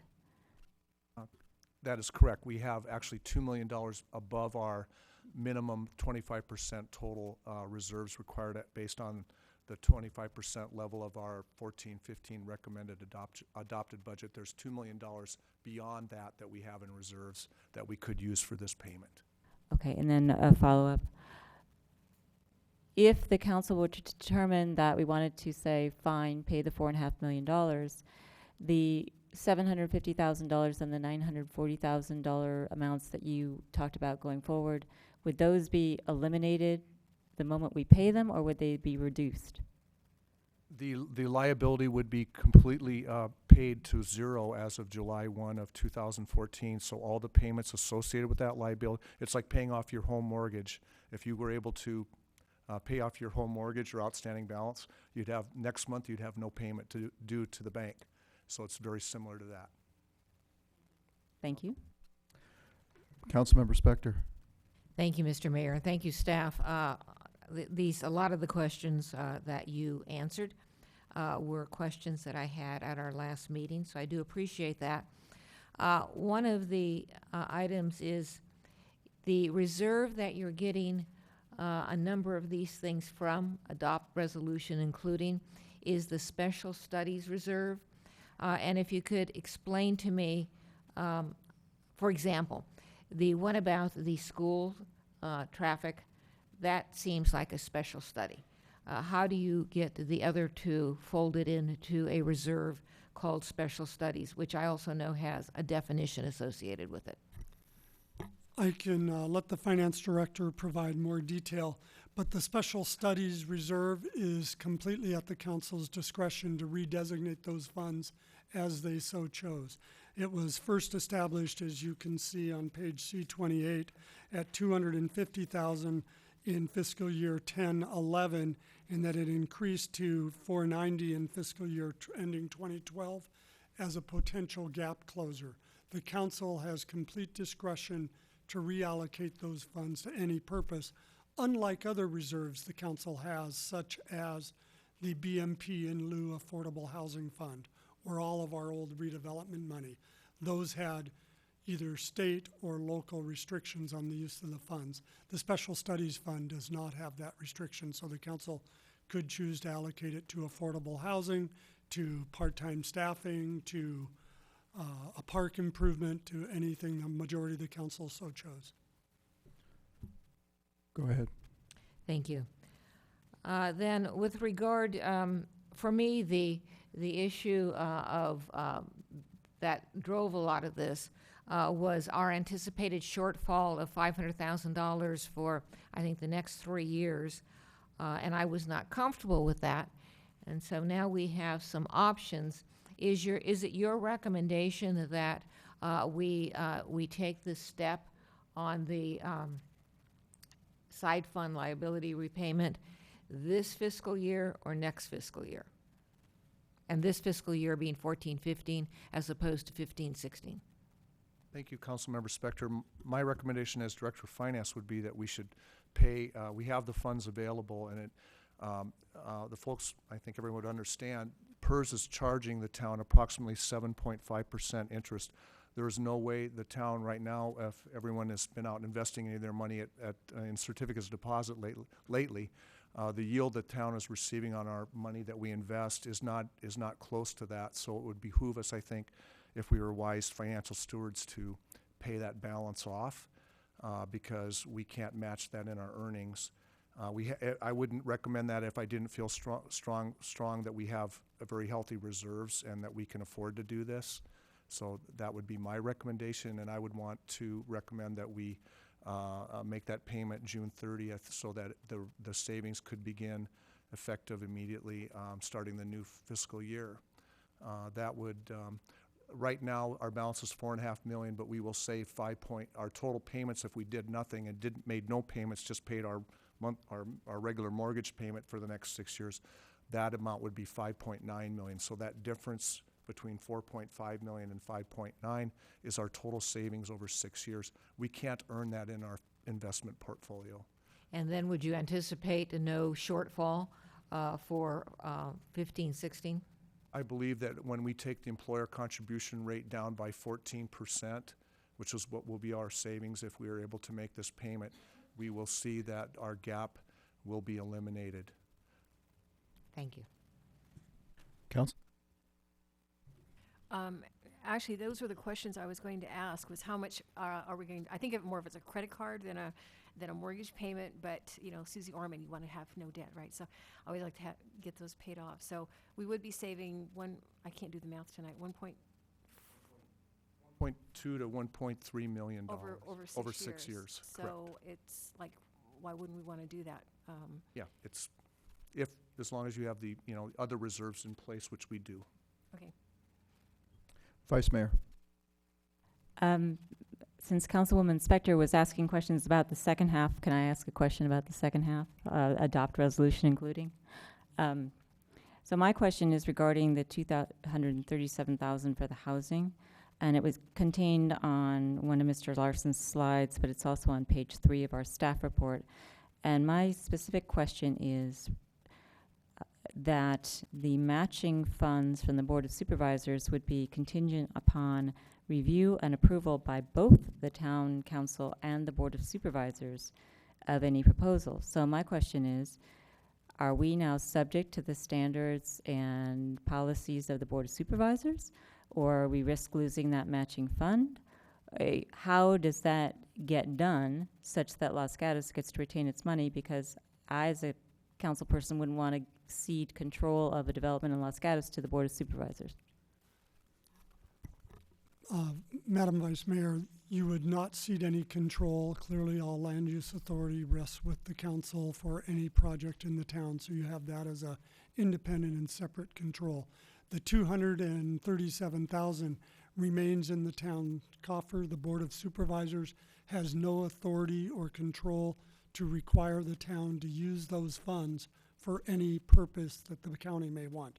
Those are solely at the town's discretion. Similarly, the $309,000 that would be provided by the county is solely at their discretion, and the town cannot compel the county on how to spend those funds. It would only be used if a project came forward that the town council believed was an appropriate affordable housing project in the town of Los Gatos and chose to apply their the town's $237,000 to it. Similarly, the Board of Supervisors would review the project and decide if they believed it was appropriate and then they could allocate their 309,000. Neither party has complete control, except the town could reject any project at any time. Then my question that I'd like you to address is, why wouldn't the town retain all of its own money for itself, given that any kind of contribution from the Board of Supervisors is completely within the discretion of the Board of Supervisors, and they may say no? For 3 reasons. First, at your last meeting, the majority of the council indicated their preference to include the 237 in the resolution, and that's why it's been included in the resolution. It was actually a request from the Housing Activist Coalition, not a staff recommendation to include it in the budget. Second, staff, upon review, believes there is no downside to the town taking this action. It would basically, using the metaphor the finance director gave you earlier, moving 237 from one reserve to another reserve, and the reserve completely remains in the town's future discretion and control.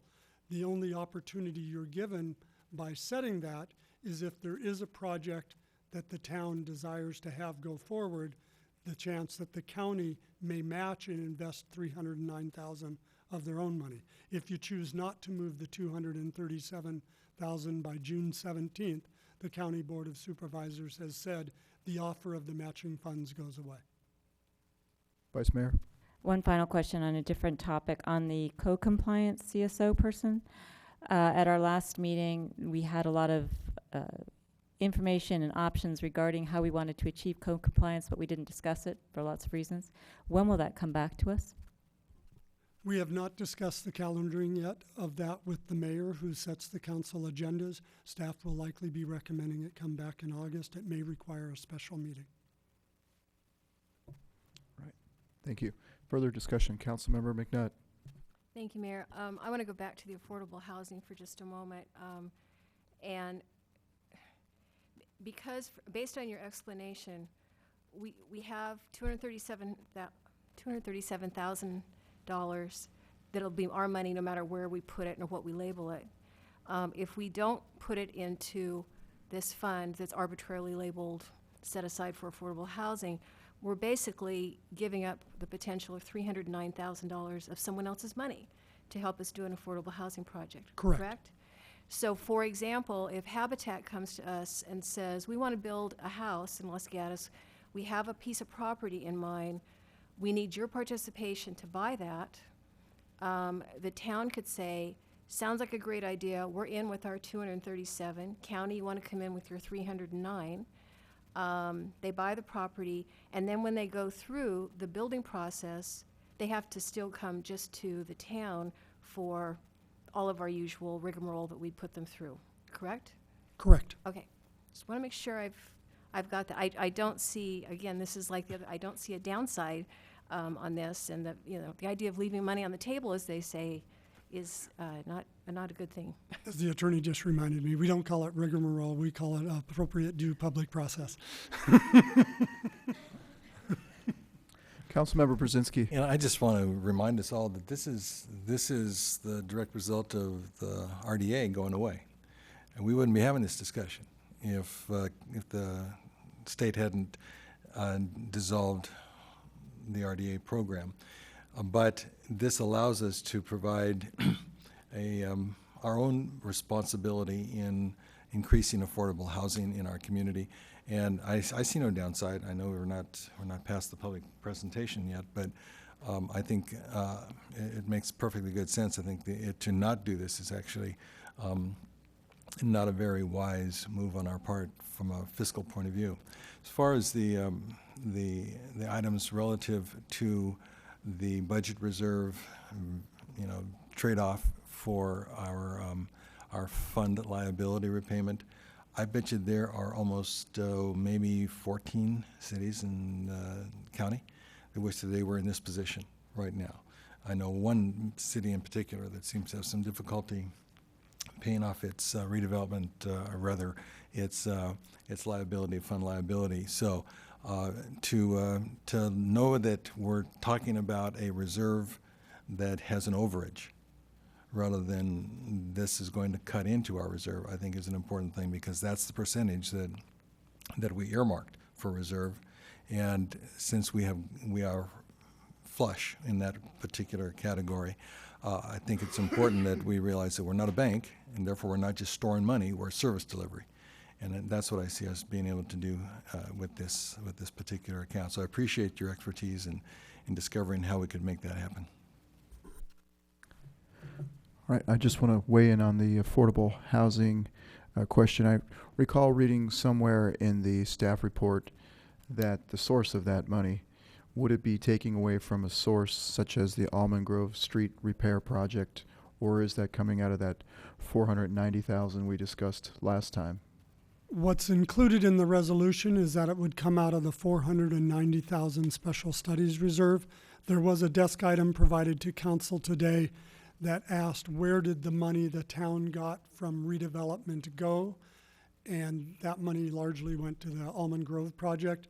So the council always has the discretion to reallocate the funding from another project. The council direction on May 19th and staff recommendation would be to use the special studies fund. Thank you for the clarification on that. So, seeing no other hands being raised, we'll call up the speakers. First is Michael Dina.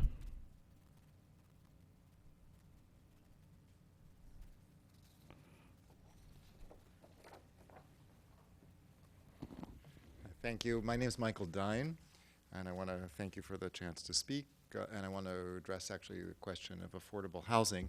I start by saying I am a 24-year resident of Los Gatos. My children have grown up here, attended Los Gatos schools, and I'm also speaking both as a resident and as a board member of the Jewish Community Relations Council of Silicon Valley. So on both of these, first as a local resident, I'm acutely aware of the high cost of housing here and the difficulties that creates for those, especially those who work in this community, teachers, staff of the town and of the police and so forth, and those and others working in this community, and make it difficult to live here, and certainly increasing those opportunities is important. I think also I look at especially my children's experience in this community, and having and some of whose friends live in what we would call affordable housing in the area, and has allowed them to know not just their immediate neighbors who can afford typical Los Gatos homes, but has allowed them to have friends who are teachers, who are children of teachers, who are children of police and others. And so has enriched their lives in a variety of ways. And finally, I would just like to say that our council, our Jewish Community Relations Council, feels strongly, as representatives of the organized Jewish community, the importance of making housing available for people who can't always afford it. So those are the things I want to speak to. I want to express my appreciation to the staff and to the council for considering this issue and looking at this carefully, and for the support you've shown for it. And also just want to urge you, when possible, to consider not leaving county funds on the table, if possible, which might be available, and to extending this to the greatest extent possible. So. Thank you, Mr. Dine. Next speaker, Diane Fisher.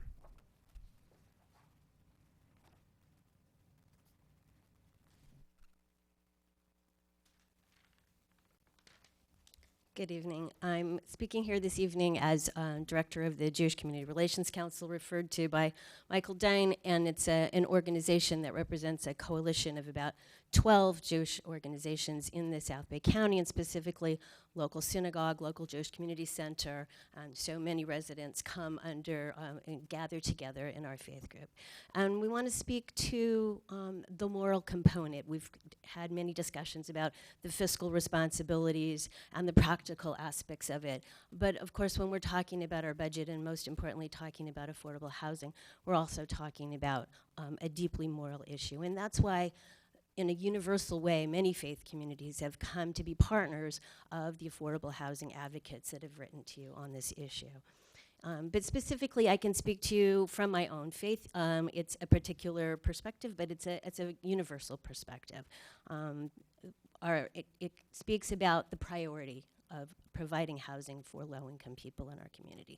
So from the Jewish perspective, it is said that if the community needs to build a house of worship or a housing for the poor, the housing for the poor comes at the top priority. We also have many holidays and yearly reminders to help us understand how we often take this housing for granted, and how critical it is for families to thrive, that they have secure and safe housing. And so the Jewish community has a holiday every year where we build very precarious structures in our backyard and try to emulate the personal experience of being insecure in this type of housing, and try to understand it a bit. We've participated in the Habitat projects that are interfaith home, and every year on our Jewish New Year, we fast for a day, and we study the prophet Isaiah, who admonishes people to really take the poor into consideration when we're building our communities. And so it's a core value, it's a core universal faith value that I'm speaking to. And we applaud your consideration of this issue, but we also would appeal to you to make the most of this opportunity and to really not leave any money, as Michael said, on the table, and to really consider taking the full $578,000 that you could take. And I guess that's, I get 30 seconds more.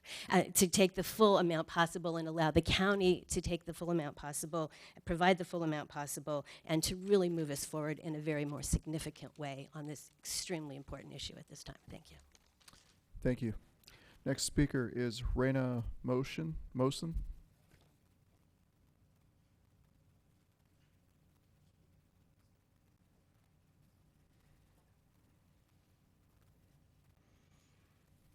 Good evening, Mr. Mayor, Vice Mayor, and council members. My name is Rania Mosen. I'm Executive Director of the Cities Association of Santa Clara County. Cities Association is a collaboration of the 15 cities. Our board is made up of a council member or the mayor of each city. And for your city, Councilmember Joe Przinski is your representative. I'm here today to speak to you about the affordable housing funding request. Earlier this year, our board unanimously voted to support the consideration of boomerang fund policies, as they have been called, and agreed to join Silicon Valley Leadership Group and the Housing Trust in asking cities to consider adopting boomerang fund policies. We did reach out to all eligible cities and sent letters to each mayor and city manager, and would like to thank Town Manager Greg Larson and his staff for providing the information needed for your council to make this consideration. And as stated, this is really an opportunity to leverage your funds, and it's an opportunity to bring back that money to our community and provide affordable housing. As you know, because of the dissolution of RDAs, jurisdictions across our county and the state are struggling to meet the needs of our county for affordable housing. Approving this request would be a great step forward as an effort to provide funds for affordable housing in our communities, and also an act of leadership towards regional collaboration. So I'd like to thank you for your consideration and commend you for your leadership. Thank you. Next speaker is Darcy Palmer.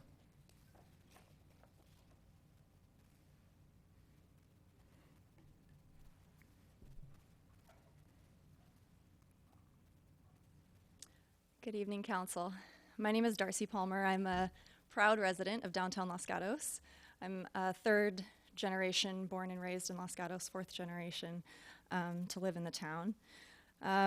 Unfortunately, it's very likely that the majority of my high school classmates from 2001, despite all the high proportion of our classmates that went to Stanford, advanced degrees, great professionals, the majority will not be able to afford to buy a home here and raise kids here, and that's heartbreaking. Los Gatos just isn't the same place that I grew up in and that other folks' children have grown up in. If firefighters, teachers, police, restaurant workers, small business owners can't afford to live in the community they're serving. Tonight, I'm not here to bring everybody down, but I'm here to express support for the recommended set aside by staff. I think it's especially important in increasingly wealthy communities like Los Gatos to commit funds to promote decent and affordable housing for all members of our economy and our community. I also I'm a member of the Housing Action Coalition, and I work regularly with the Housing Trust, and so I wanted to relay acknowledgements from their staff that it was a very positive experience working with Greg Larson, and they're very appreciative of that. In sum, I support the staff recommendation, and I'd be even more supportive of the full $570,000 set aside to really optimize the match from the county. We were talking about CDs and return on investment. About 150% return is pretty good. So, but at the same time, I understand there are many competing priorities. So, thank you. Thank you. That is the last card I have on this item. Seeing no other cards coming forward, we'll close the public hearing and look to council for more discussion or motion or questions of staff. Councilmember Brzezinski. Yeah, I do have a question. It hasn't been brought up yet in our hearing tonight, but it's that issue, and this is related to the CIP.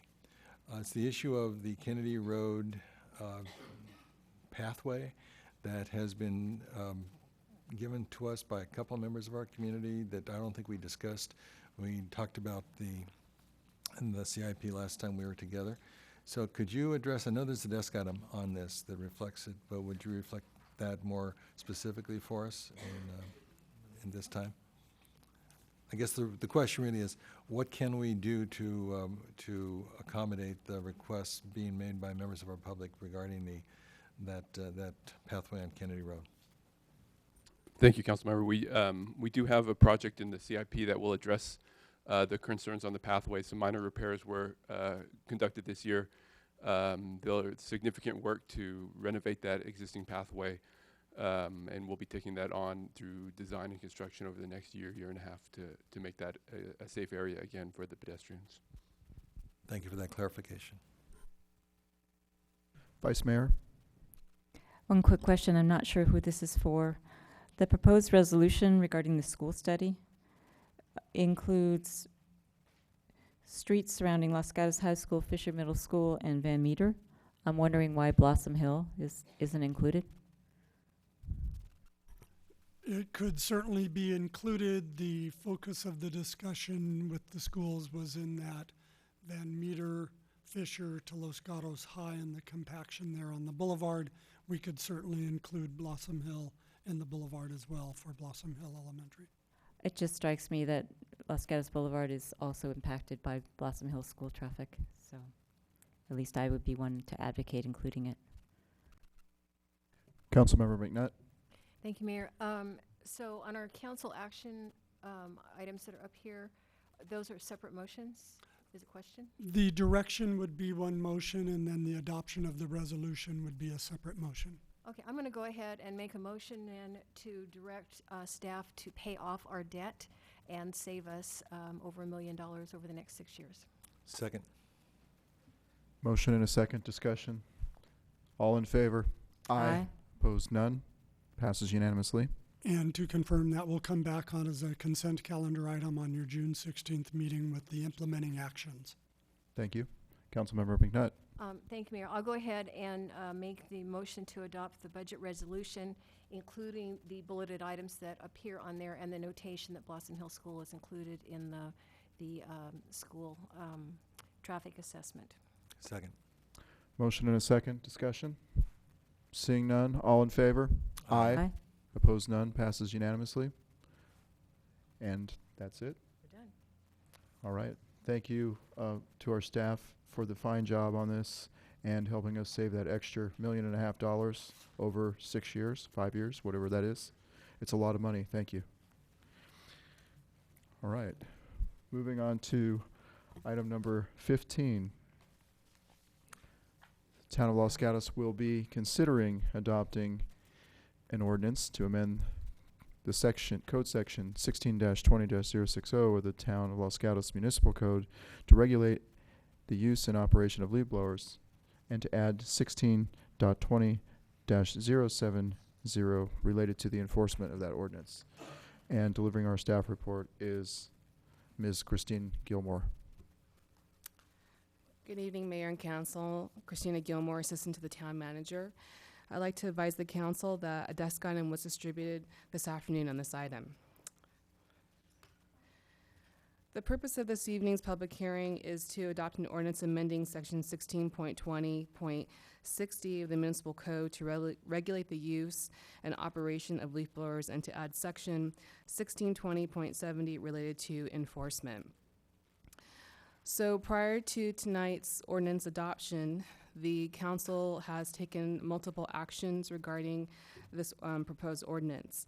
Beginning in July of 2012, when the Sustainability Plan was adopted by the Council and possible adoption of a leaf blower ordinance was included in the recommendations.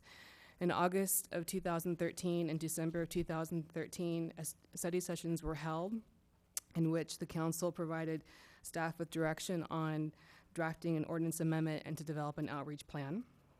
And then this past May 5th, the ordinance was introduced to the Council and a first reading was held.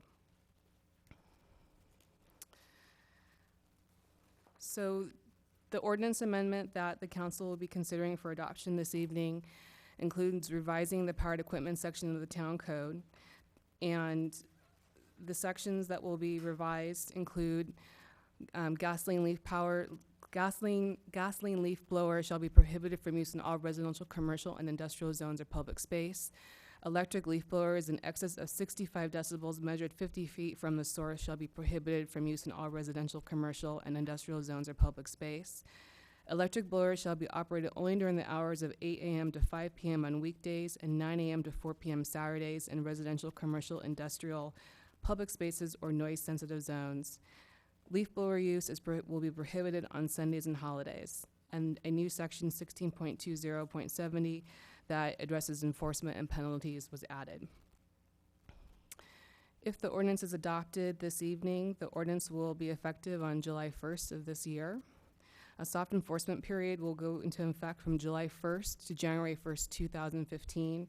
During this time, warning letters will only be issued by the code compliance officer.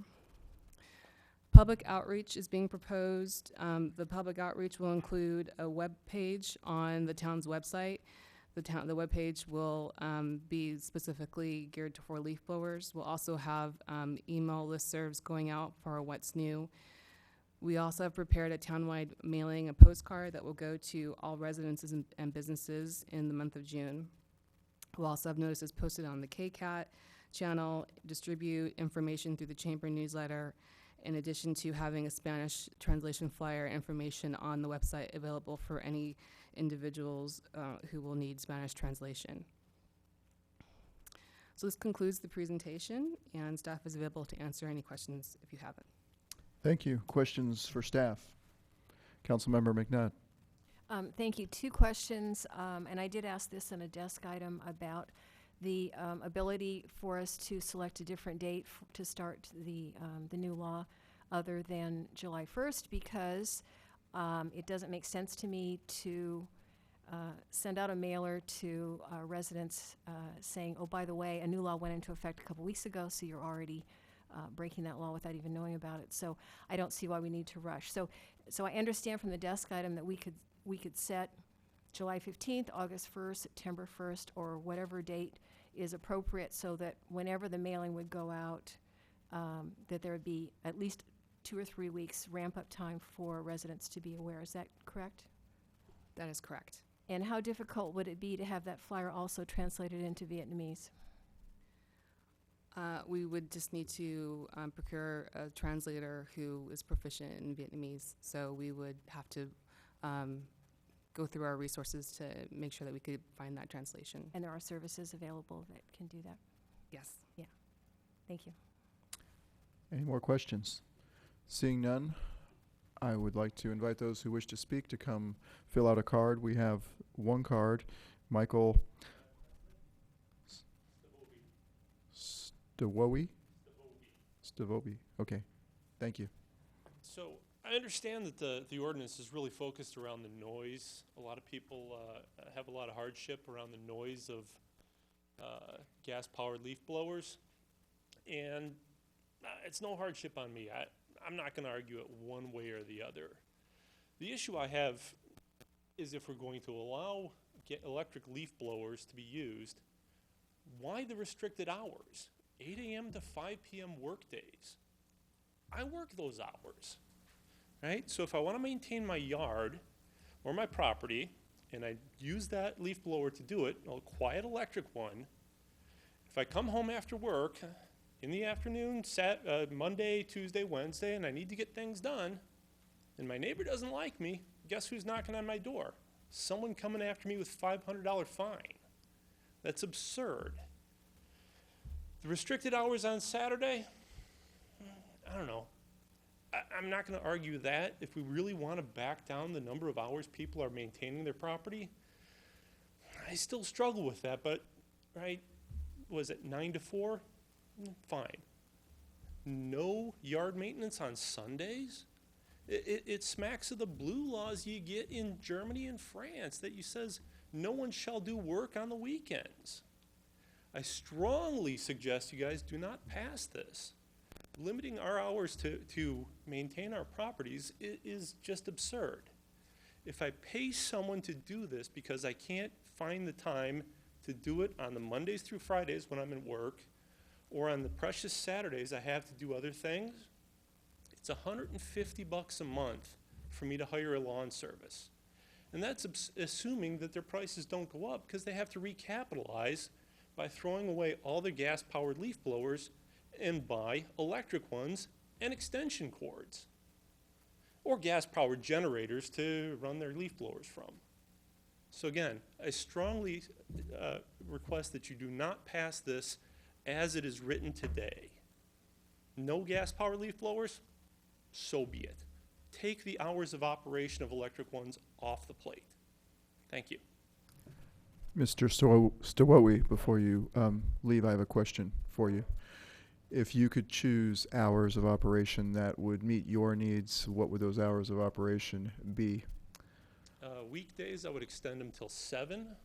Saturdays and Sundays, 9 a.m. till 6, 7. I think those would be suitable, right? No one wants to see their neighbor out there with a gas-powered mower or a chainsaw at 8 or 9 o'clock at night. I understand that. But electric power tools really don't cause that much noise.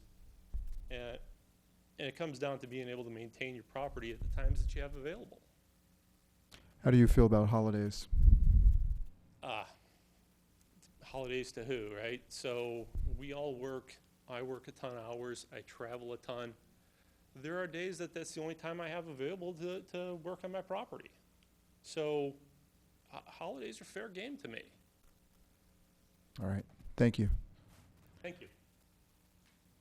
That was the only card I have on this, so seeing no others coming forward, I will close the public hearing. Look to council for discussion and or motions. Councilmember McNutt. Thank you, Mayor. Well, as you know, I won't be supporting this, as I didn't the last time when this first came up. For the reasons that I stated previously, I think it's setting up false expectations that no one is ever going to hear a leaf blower again, and you are. I think it's mostly unenforceable. I think it's unfair, as we've seen a lot of communication come in to homeowners associations, large properties in Hillside. I just don't think we've thought through the consequences. However, putting that aside, I would like to make a plea to the rest of the council that if you do move forward tonight, that you do consider my 2 earlier comments. One would be to have the start time be August 1st at the earliest, and so that proper notification can go out, and that also the materials be translated into Vietnamese. Thank you. More discussion. Councilmember Brzezinski. Thank you, Mr. Mayor. I must say, I have reservations. I was one who voted in favor, and I do think the issue of the noise generated by the 2-stroke gasoline-powered leaf blowers is what we're attempting to attack here. I don't think that we should interpret this as a blanket elimination of leaf blowers from our landscaping environment. People in this town like the property too much. like to maintain their property very well, and I think that it's essential to use the mechanism of the electric leaf blower for that purpose. But I do hear a lot of comments being made from members of our public that ask us to reconsider things such as Michael's comments regarding the timing or the start date, as Councilwoman McNutt indicated. And I also have a sense that enforcement is going to be very, very difficult.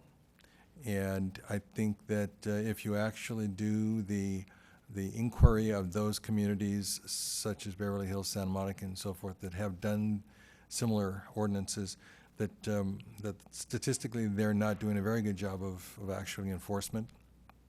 And though, you know, there's been comments that said it really works well, but my understanding is that enforcement is almost impossible in a lot of cases. And so from my perspective, I think we're moving to accomplish something appropriate to the community, but I'm not convinced that the specifics of our current language have been sufficiently vetted. I would like just to see more of a pilot program for a period of time wherein we massage the particulars of this ordinance and ask more community outreach regarding this.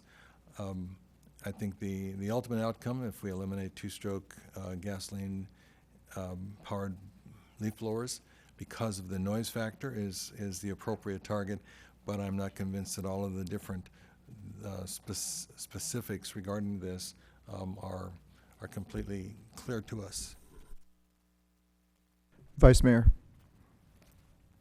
While I appreciate the comments of Council People McNutt and Przynski, I also appreciated Ms. Gilmore's presentation, which indicated that we've been considering this since July of 2012. I don't think it comes as a surprise to anyone who's paid attention. I'm not suggesting that those of you who are coming forward now have not necessarily been paying attention, but I don't think that we need to do more than 2 years of outreach. We've had a study session that was publicly advertised. We're considering a 7-month amortization period where people are not going to be fined or there's not going to be enforcement. I don't think saying that something is unenforceable is any kind of argument not to try to do something. Enforcement depends on response. It's up to our staff to respond to complaints that are received. And as part of our alcohol and entertainment policy, we're considering, and as part of our budget, we're considering how to alter our response to code compliance, whether that be a patron of a bar who's too noisy, whether that be someone using a gas-powered leaf blower, whether that be a business that's violating their conditional use permit. But what has to happen is that the town needs to respond to those complaints. So enforcement is up to the residents of the town, and it's up to the town staff. So that's, I don't find convincing. I also don't find convincing, I'm sorry, that being able to operate a leaf blower essentially all day, every day, and on holidays is necessarily something that's a right and something that can't be restricted. When we're not just talking about noise, we're also talking about particulate matter, which is a health concern to many of our residents. It's not just a matter of it being too loud. And we're also considering greenhouse gas emissions, which we need to take into account under our own sustainability plan and under increasingly rigorous state laws for how do we reduce those gas emissions. So this isn't something as easily dismissed as I really want to maintain my yard, and I realize that I'm going to get in trouble with a lot of people when I suggest there are rakes and brooms, but I'm still going to suggest it. So I don't think that this is particularly draconian. I think it's in keeping with other communities across the state and in the Bay Area have done. I think we have given outreach to our residents. I think we have been studying this for 2 years. We've had a study session, a meeting where we considered it. This is the second time considering it. I think the hours are reasonable. The comments I hear from residents are, when are you going to get rid of those leaf blowers? Not, gee, it's unreasonable what you're doing. So there are definitely two sides to the story. because we've been considering this for 2 years, if I were to make a motion, which I'm not going to do right now, I want to hear what other people have to say, I would not be inclined to delay adoption or date of taking effect of the ordinance for 30 days, given how long we have been discussing this and given the fact that we're considering a 7-month period of no enforcement. So those are my comments, and I'd love to hear from the others who haven't yet spoken. Councilmember Spector. Thank you, Mr. Mayor. Question of staff. On page 1 of your staff report, under the recommendation 2, you have sub A and sub B. One has 30 days after adoption, and the other one has 30 days after adoption if summary published. What's the distinction between those two?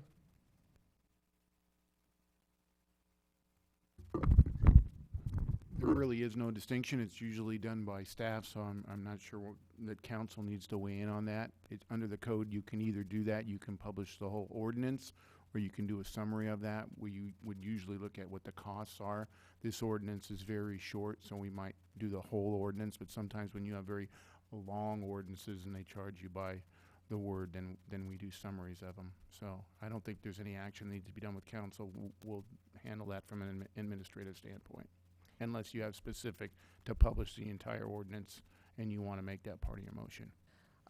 Follow up, isn't the ordinance attachment 1? That's the entirety of it, correct? All right.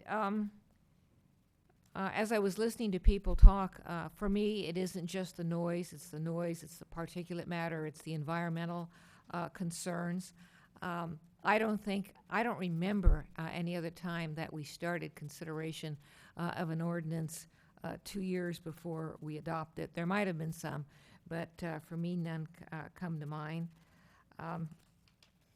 The hours to do the gardening, having it be any time, gardening can be done anytime. It's just that there's limitations on the equipment. So that being said, I'm going to get this off of center and move it forward, whether a motion prevails or not.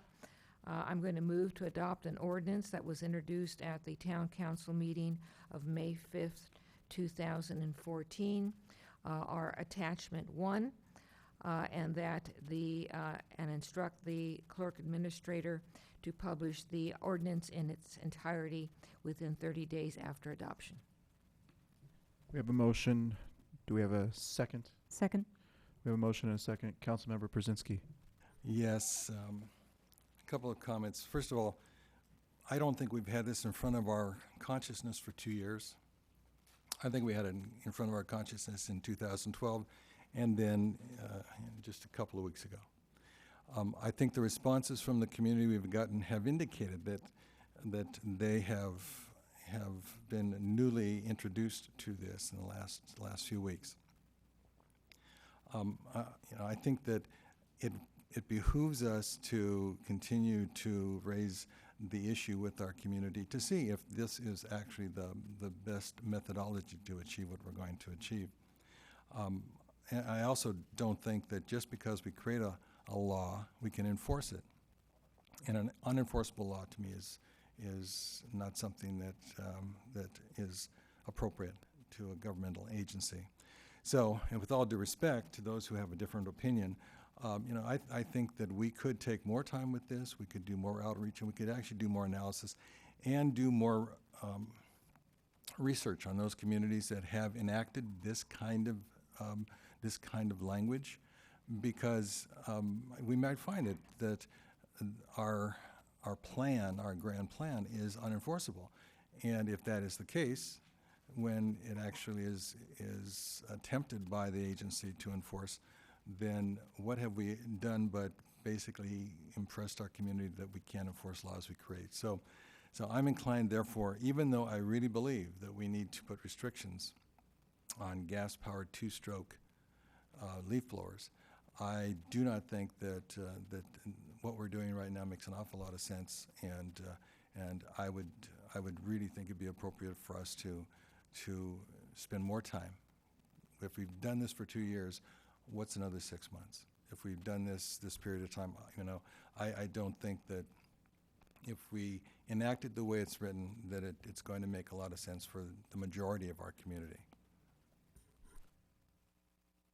I have a question for staff.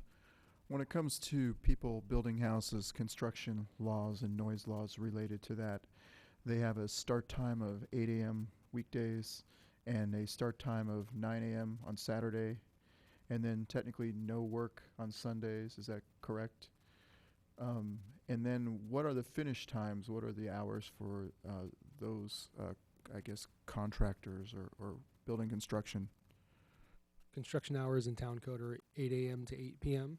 Monday through Friday, and 9 a.m. to 7 p.m. Weekends and holidays. So they could work on Sunday and holidays from 9 a.m. to 7 p.m.? Correct. Okay, thank you. Further discussion? We have a motion, we have a second. Seeing no other discussion, I'll call the question. All in favor? Aye. Opposed? No. Passes 3-2. Moving on to item number 16. First of all, I would like to poll my council. Does anybody wish to take a break? Okay, so we'll move forward. Report from the Council Plan Development Ad Hoc Committee and discussion and direction for proposed town code amendments to the Plan Development Overlay Zone. Delivering our staff report will be Community Development Director Sandy Bailey. As noted, there is a desk item on this matter. And thank you. In 2013, Council discussed plan developments and whether or not there was council interest in making potential changes to the town's utilization of PDs. Following this discussion, a Council Plan Development Ad Hoc Subcommittee was established in December of 2013 to work with staff regarding amendments to the plan development process. The Council Ad Hoc Committee met on numerous occasions and has drafted revisions to the town code regarding plan development overlay zones for Council's preliminary review and discussion, which is included as attachment 2 of your report. The intent of the proposed amendments is to rescind the existing section of the town code which regulates plan development overlay zones and to implement new regulations. As noted in your report, there are 3 major changes proposed by the Ad Hoc Committee for Plan Developments. The first is the purpose and intent of a PD has been narrowed to protect and preserve hillsides, natural and historic resources, ridgelines, trees, creeks, riparian corridors, and open space. Second, PDs will only be permitted on properties that meet one of the following criteria: are within the Hillside Development Standard Guidelines area map, which is illustrated in attachment 3 of your report, if they have a landmark historic preservation overlay zone, contain a tree or stand of trees that constitutes an important community resource, and contains a stream, channel, or creek that supports or has supported riparian vegetation, fish, and or aquatic life. The criteria regarding trees will be clarified in a future heritage tree ordinance. And third, there is no minimum lot size to request a plan development. In conclusion, the action before the council this evening is to receive the report and recommendations from the ad hoc committee and to decide whether or not to direct staff to proceed with the subsequent work to prepare the required amendments to implement the changes regarding plan developments. If staff is directed to make the changes, as noted in your desk item, the amendments would need to go through the regular planning process, which would include public hearings before the Planning Commission and the Town Council, and any general plan amendment will require review by the General Plan Committee. And that concludes staff's presentation, and we're available for questions. Thank you, Ms. Bailey. We have a question from the Vice Mayor. Thank you, Ms. Bailey. As a member of the ad hoc committee, I just wanted to make sure that I understood, and hopefully the whole council understands, our mission tonight, if you will, is to simply consider the language in the proposed ordinance that's before us, and then if there's some kind of consensus by the council, then go forward after that with any kind of general plan or other amendments that are needed, correct? That is correct. And so that if the council said there was consensus that they wanted to go forward, those would be considered at another date. Correct. And the same question with respect to detached condominiums, that would also be considered at a different date under a different code section, correct? It could be, or we could combine it as part of this process. But that's going forward on a separate track. Correct. Mhm. Okay, thank you. Councilmember McNutt? Thank you. I want to follow up on the Vice Mayor's questions. And the desk item, I think, did a fairly good job of trying to clarify what it is we're doing here tonight. But then I got concerned again on some of the language on the staff report when it says, give direction to staff to implement the changes. So I need staff and especially legal counsel to clarify for me what we should or shouldn't be talking about tonight, so that it doesn't appear that council is unofficially making a decision and then routing it back through the process, the normal process of general plan amendment to the general plan committee and planning commission, and then back to council.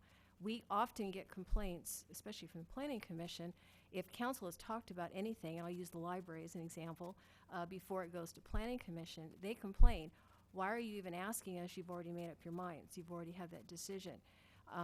So it feels like that's the direction that it's headed tonight. So can you pull me back and again clarify exactly what we should be saying tonight that doesn't presuppose a decision is already being made?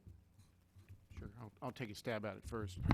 So certainly I understand your concerns that the item might be predisposed tonight of by council, and therefore there's no reason to send it back to the GP or the Planning Commission. But that's actually required under state law to do that anytime there's general plan amendments.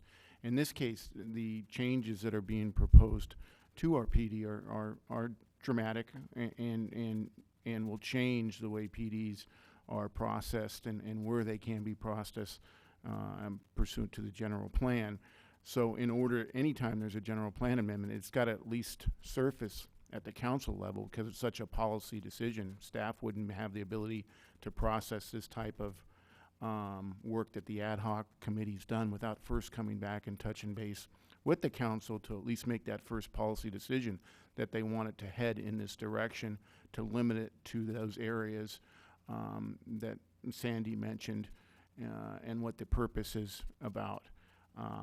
When it goes to general plan committee, when it goes to planning commission, their recommendations might be to add language, to subtract language, to add areas, or even reduce its ability even further. And then it would come back to you for final decision. So the issue is whether you want to at least start the process of gaining public input on this policy change language. And the draft that's been done certainly will be the first draft that's presented to the General Plan Committee, along with all of the general plan's necessary amendments, and will be presented to the Planning Commission. But where it goes from there, and that whether it's predetermined, it could come back to this council at that point in time after public comment. The amendment could be rejected. So going in a slightly different direction here, could the council tonight say, we want to direct the general plan committee, we'll start with them, and give them the bullet points that we started with that are on page 1 of the staff report, and say that your mission is that to review and clarify infill ordinance, the policy, the general plan wording regarding plan development and so on. We had an ad hoc committee that had this one idea, which you may or may not find appealing, but that their primary charge would be to go back to the original instructions that we gave to the ad hoc committee. Would that be another Certainly, way of going about that's an option of council. So that it would be more open-ended and not so narrowly focused on just the wording that's been put together by the committee. Okay.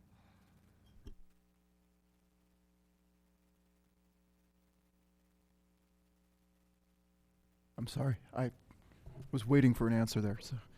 I shook my head. Yes, that certainly is a possibility for council to do, to give direction on where to take this item. All right. Thank you, Mr. Schultz. Further questions? I guess the question that I have that comes to mind is regarding projects that are already in the pipeline in some aspect, such as North 40 or whatever else. How would this, suppose the council decides to move forward with ordinance on this, how would those projects be affected?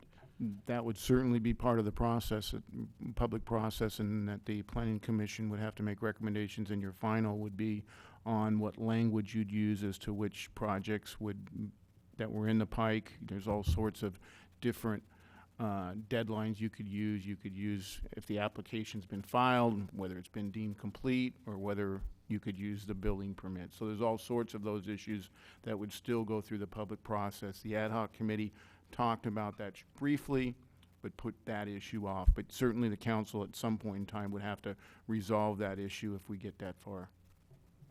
Thank you. Councilmember Spector.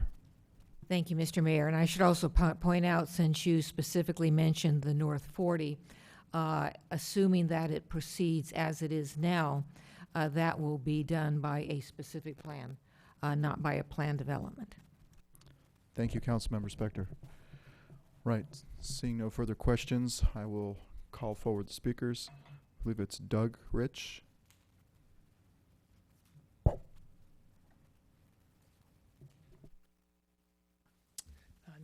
Doug Rich, 734 The Alameda, with real estate developer Valley Oak Partners, Mayor, Vice Mayor, and council members. We have been working on an aggregation of several parcels located at the corner of Winchester and Shelburne. We've started the process through the town and have been through the CDAC process that has provided valuable feedback to us that we took and utilized and are in the process of redesigning our site. Cognizant of some of the discussion tonight, we were intending to utilize a plan development overlay. I understand the abuses that could potentially come from that, but I also wanted to point out a lot of the good that can come with that and some of the flexibility, at least for our proposed project that we would like to bring before the town. And it's going to allow us, one of the recommendations that came from CDAC was to look at a variety of housing types and to look at an increase in affordable housing. And the PD overlay zoning will allow us to do that. And in fact, we are going to be proposing an increase in affordable housing over what was required from the town ordinance. The PD overlay zone would also allow us to be able to work around sensitive vegetation and existing trees, et cetera, that are on the site. And so I just wanted to point out the good that can come from the PD overlay zoning, understanding the abuses that can come from it. And in our particular case, we would be utilizing that, I think, for some greater town benefit. I really appreciate, Mayor, your comments, because one of the things I just wanted to humbly propose is in the event that move forward, we intend to bring forth an application here, and an official one, now that we've been through CDAC, and I think have been able to address a lot of the comments from that, bring forth an official application and would, I guess, propose that you consider some sort of cutoff or grandfathering where we would be able to still utilize that. And I think that would actually show the value of these processes that you put in place that I think make for better projects, such as the CDAC and the form application that has to go through, by allowing that grandfathering process to take, or phase in, or however you want to do an amortization period. I think we heard with the leaf blower. So I appreciate this and appreciate your consideration. Thanks. Thank you. We have a question for you, Mr. Rich. Actually, it's not a question for him, but a question for, well, you can state it relates to what you just said, though. Question for staff. In an unreal world where we have total council consensus and everything goes at the speed of light, what's the fastest this whole entire process could go through? How many months or years are we talking about? Depending whether or not it would need environmental review, maybe about 4 to 6 months. Okay, thank you. Right. Thank you, Mr. Rich. Next speaker is Lee Quintana.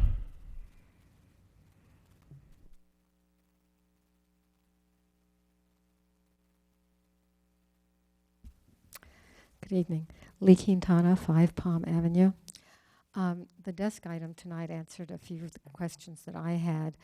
I support simultaneous development and consideration of general plan amendments, zoning modifications, and policy changes, and that they all come to the PC and the town council as a single packet along with the proposed PD resolution, whatever that turns out to be.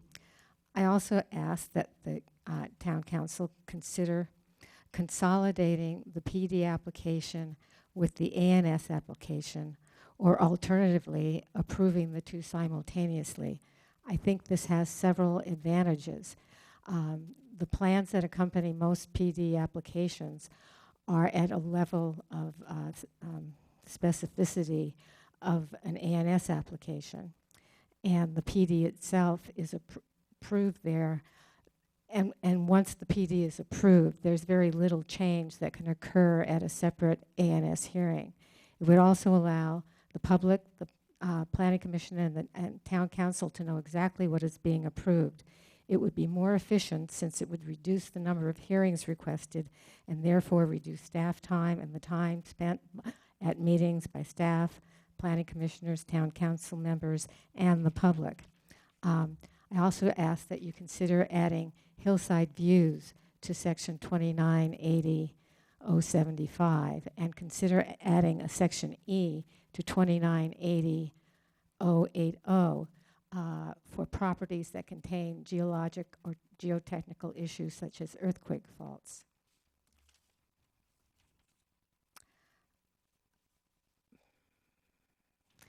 And lastly, I would like to address CUPs in relation to the PD changes. The list of CUPs has allowed uses under non-residential zoning districts for single-family dwellings, duplexes, and multifamily units. It also includes condominiums as an allowed use. The inclusion of condominiums on the list predates court cases that redefine condos to include single-family detached units. The term no longer defines a product type, it's rather an ownership type, so that a CUP does not become an alternative to a PD in non-residential districts. I ask that you consider removing condominiums from the list of allowed CUP list. Thank you. Thank you. That was the last card I have on this item. So seeing no others coming forward, I'll close the public hearing. We'll look to council for discussion and or motions. Councilmember Brzezinski. I want to go back to the question that Councilwoman McNutt raised. So what are the limitations of our dialogue tonight? Because I do not want us to be in a situation where we pre-approve something that is before us as a recommendation of the ad hoc committee. I appreciate the work done by the ad hoc committee, but as I'm looking at this, I'm thinking that the request of the council was to review the plan development language to see where the issues are that are of concern, and where those things are that perhaps have led us down the wrong path, if we have evidence of some deviation from good planning. But my concern is that I don't see how we can actually get into the weeds on this tonight, given the process it's supposed to go through, particularly given the public process it's supposed to go through. That's the first comment. Second comment is I do appreciate the desk item that gave us the list of the 75 plan developments that have occurred in town since 1964 to present. You know, it was very interesting to me to go through and try to picture what has occurred and how each of these has contributed or not to the character of the town, which we all love, and thinking whether or not, if we were not able to use plan development, would we have been able to achieve the type of excellence that we see in so many of these projects. So for my purposes, again, thank you to staff for providing that particular information as attachment 5. My sense is that we need to continue this discussion to move it through the rest of the process, but without a specific recommendation to approve what has been recommended by the ad hoc committee, but rather to see the current language as moving back to the general plan committee, for example, for a evaluation of those things that the general plan committee might see as significant or important, or call out for some kind of amendment. But I don't think that the council's request was for a wholesale disruption of the PD process. Vice Mayor? I'm happy to weigh in as a member of the ad hoc committee, and I hope that Councilwoman Spector will do so as well. My understanding of our discussion was that there was our original discussion where the PD reformation came up was how is the PD currently serving us? How was the PD ordinance serving us or not? That we decided as a body that it was convoluted, that there was a lot of language that was vague, that there was some consideration of whether to eliminate it altogether and start over again, reduce it down to one sentence, or a variety of other options. My understanding what the ad hoc committee was doing is trying to come up with a structure that redefined when the use of plan development was appropriate. And what the committee decided was it was appropriate as a, if you will, a preservation tool. So that if you were in the hillsides or a riparian corridor or you had a tree which made it necessary or desirable for usual land use configurations to be changed in order to preserve that then you could use the PD in order to manipulate, if you will, our usual setbacks, our usual siting rules, our usual zoning rules to come up with a layout for your project that would preserve those things. If the council decided that, as there was a consensus that that was an appropriate way to go, then we could consider any ordinance that might come through the general plan committee, the planning commission, any necessary general plan amendment, etc. But we didn't want to make any presumption about doing that or directing staff to do that unless and until we had at least some consensus going forward from the council that this was an appropriate direction. The ad hoc committee certainly considered lots of things. We looked in lots of directions. We went through lots of drafts. We actually simplified this quite a bit to try to get to what the concept that we felt was the direction of the council about where a PD would be appropriately used. So I don't think that the ad hoc committee expects the council to say, we like section 29.80115, for example. Rather, what we're looking for, or what I at least am looking for, is does the council believe that at least this is worthy of some basis of consideration given what we did before, such that this can go back to the general plan committee, or the staff can work on reports to the general plan committee and the planning commission where they can come back with an ordinance. Now they may say, no, we don't want to do that. Or this council may say, no, you're wrong. Or this council may say, yes, that's a direction that we like. And then we could act accordingly. So in my mind, what we're asking for is a thumbs up or a thumbs down by consensus or motion on the direction that this is taking, and then send it back to the appropriate committees for vetting. Thank you. Councilmember Spector. Thank you, Mr. Mayor. I'd have to go back to the genesis of this process. I seem to recall that I may have been the person who made the motion, and if I was, it was from staff report bullet 1 in review 2980-080 in terms of specificity, specifically using the first sentence as guidance and second sentence as potentially unnecessary language. That is my recollection of my motion. And what the ad hoc committee did over the last 6 months, besides have a lot of meetings on this, and work with a lot of staff input, was come up with the product on attachment 2. My concept was that that I thought that this council would be actually voting on this attachment 2, but would be sending it into the appropriate process.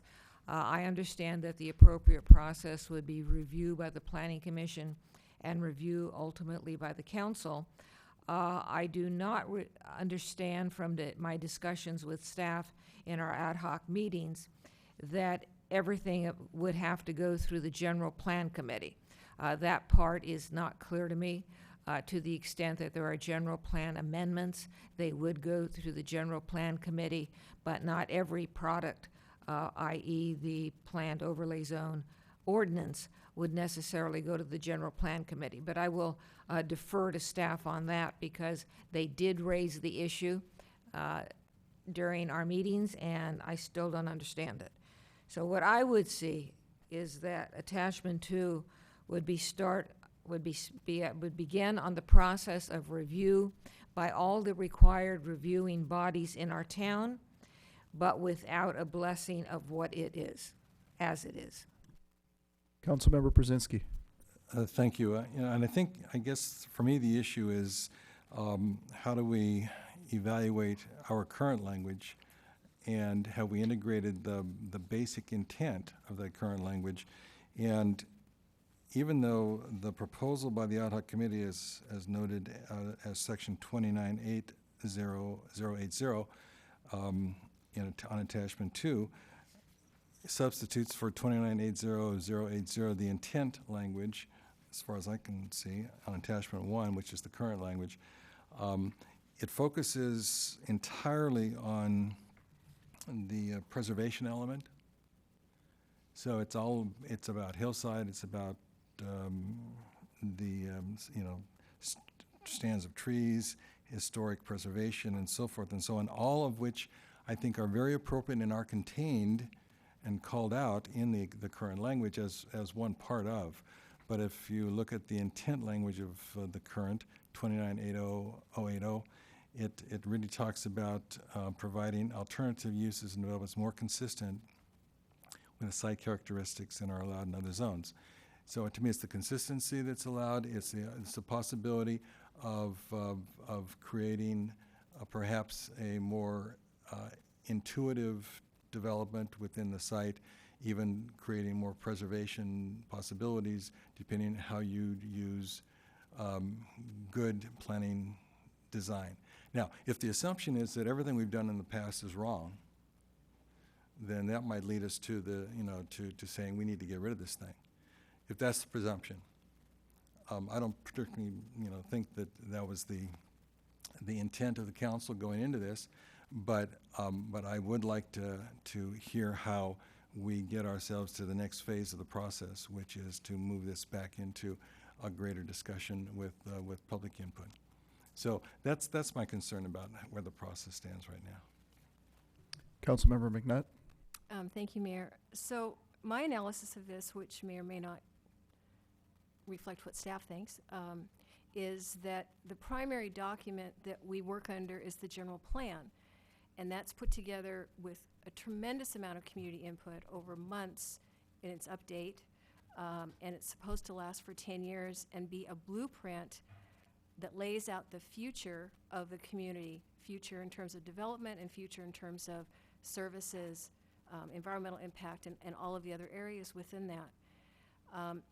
The changes that we are possibly talking about, and that blueprint reflects the values of the community as they are defined in that moment of time when that general plan is created or when it's updated. So the kind of changes that we're talking about here are significantly different than that blueprint and the values that were determined in our current general plan. So it seems to me that we need to start this discussion at the general plan level and to see from the general plan committee and public input, whether or not we want to veer into a new direction. And then the other documents, I'll call them, the zoning ordinance and infill ordinance and so on. Those are policies that ordinances that you put in place to support the general plan, but it all starts with the general plan.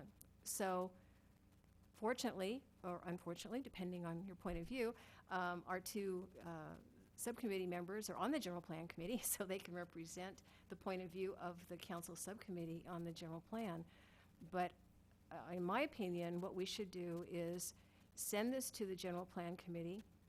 Again, focus primarily on the conversation we had initially, which, as Councilmember Spector said, was, look at that language in the general plan and see if it is appropriate, if it's confusing, and if it needs to be changed. And then from there, let it work its way through the process. And I do want to mention the word abuse was come up, and I do, this is just plan development is just a tool. It's just a tool. So it's not good or bad. Now, it's how it's used that can be good or bad. And abuse, of course, is a very subjective word, depending on how you view a particular project. But I don't think you necessarily need to throw out a tool just because you don't like the way it's been used on some occasions and you love the way it's been used on other occasions. So you need to figure out ways to make that tool consistent. But I just think that this is a significant change. We need to start back at the beginning, and that's with the general plan. Vice Mayor? Considering Councilwoman McNutt's statements, the direction, as I recall from the council, was to look at the PD ordinance, not the general plan. And staff can correct me if I'm wrong, but there were only a couple of instances when the ad hoc committee looked through the general plan where a plan development was even mentioned. And certainly the concept of the tool of plan development isn't contained in our general plan except as it relates to a particular thing. So for example, it was contained in lots over 40,000 square feet. It was not a significant change or a significant entity in our general plan. I think there were only a couple of things that were called out. Am I right about that, or am I wrong about that? Yeah, that is correct. So what the general plan committee would be looking at if we proceeded with this would be they would be looking at what changes would be made specifically to the general plan, which would implement the suggestions from the ad hoc committee for the changes to the zoning ordinance. So the general plan committee, typically their purview is not to look at the zoning ordinance amendment, but the general plan amendments. And as Marcia stated, there was only a few sections in the general plan that would require an amendment, and one of those is also the purpose and intent.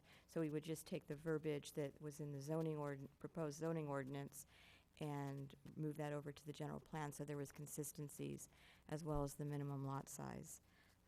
And then there was some changes in the housing element as well. So my comment would be that I don't think we're making a significant change to the general plan. There might be minor language things where something that refers to a plan development is struck, for example. And so I don't see that we need to go over this all again because we were looking at the ordinance specifically. And as we change the ordinance, then we would have to look at other things to make everything consistent. But it's not a wholesale change to the general plan. And certainly, as we're all aware, our general plan in countless places talks about our hillsides, preserving our history, preserving our small town feel. So while reasonable minds can differ whether certain plan developments on Los Gatos Boulevard do in fact accomplish that or not, I think that's where we kind of started with this on how the plan development was being used. And what I, as member of the ad hoc committee, was doing was looking at that ordinance to determine when is that tool appropriately used, when is it not appropriately used, and if it's being inappropriately used, how could we tailor our policies and our ordinances to direct that it be used in an appropriate way, not in a way that takes a flat lot and shoehorns lots of lots onto it. So, that's where I am coming from on this. I am obviously open to what other committees have to say. I'm open to what this council has to say, but I don't think we're making any wholesale changes to the general plan. I don't think we have to send it to the general plan committee to start over again. I think it would be more appropriate to send it to direct staff to do the work, to send it to planning commission for vetting there, and if there's some implementation that has to happen with general plan, then that should be sent to the general plan committee. That would be what I would advocate. Councilmember Spector. Thank you, Mr. Mayor. As far as process, I agree with the Vice Mayor, but in response to some of the comments that have been made, what the ad hoc committee was specifically directed to do and did was work on reviewing zoning ordinance section 2980080 specifically, and that's what we did. Quite frankly, if I had been working by myself without the Vice Mayor, without staff, it would probably been a lot shorter. Attachment 2 would probably even been a lot shorter.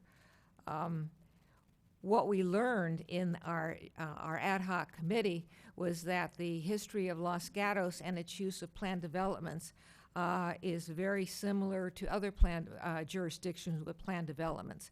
They started out like in the 70s as a way to protect hillsides or natural environments. Then they segued into a process by which they were used to bypass setbacks, heights, items like that in zoning ordinances.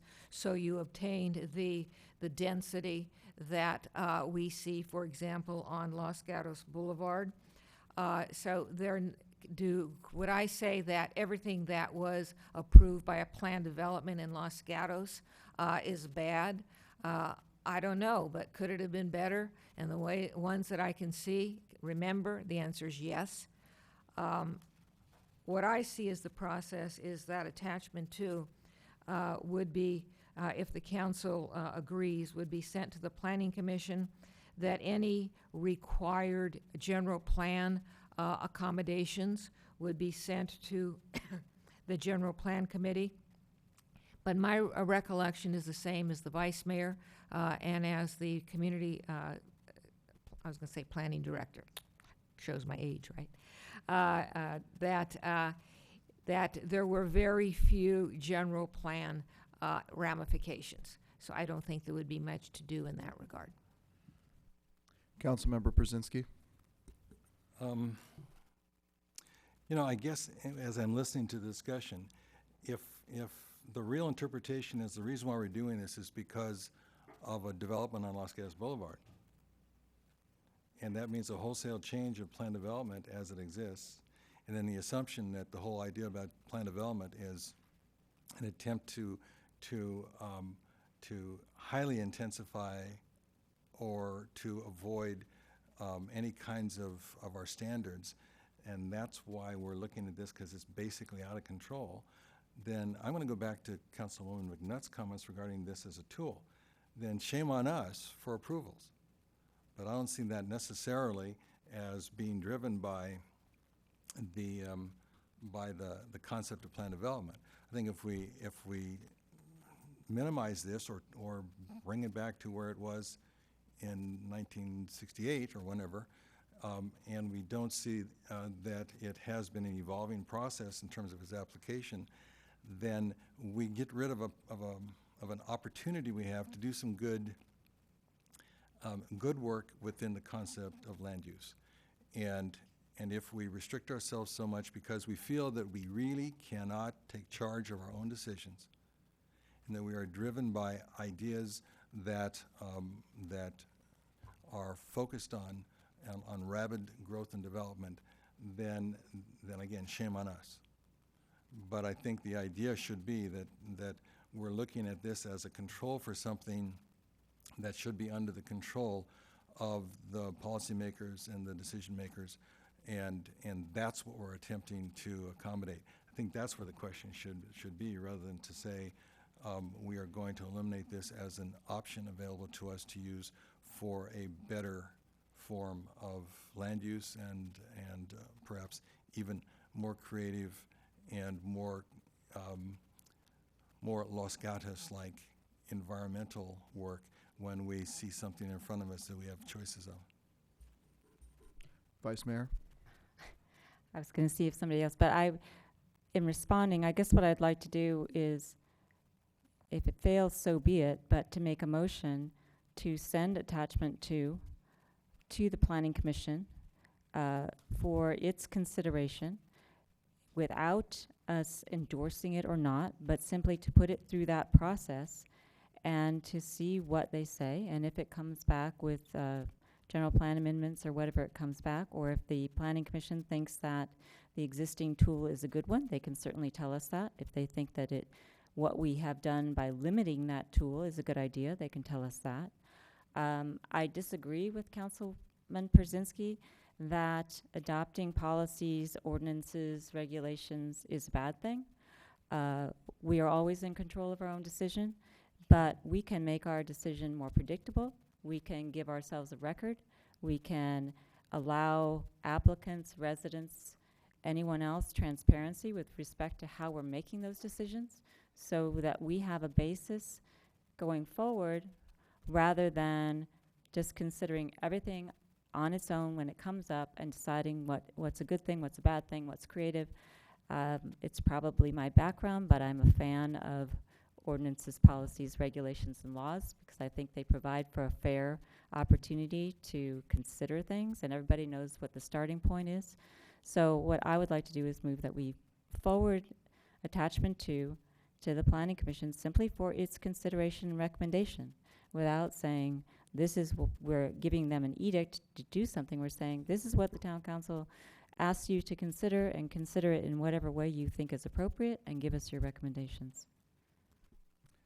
We have a motion. Do we have a second?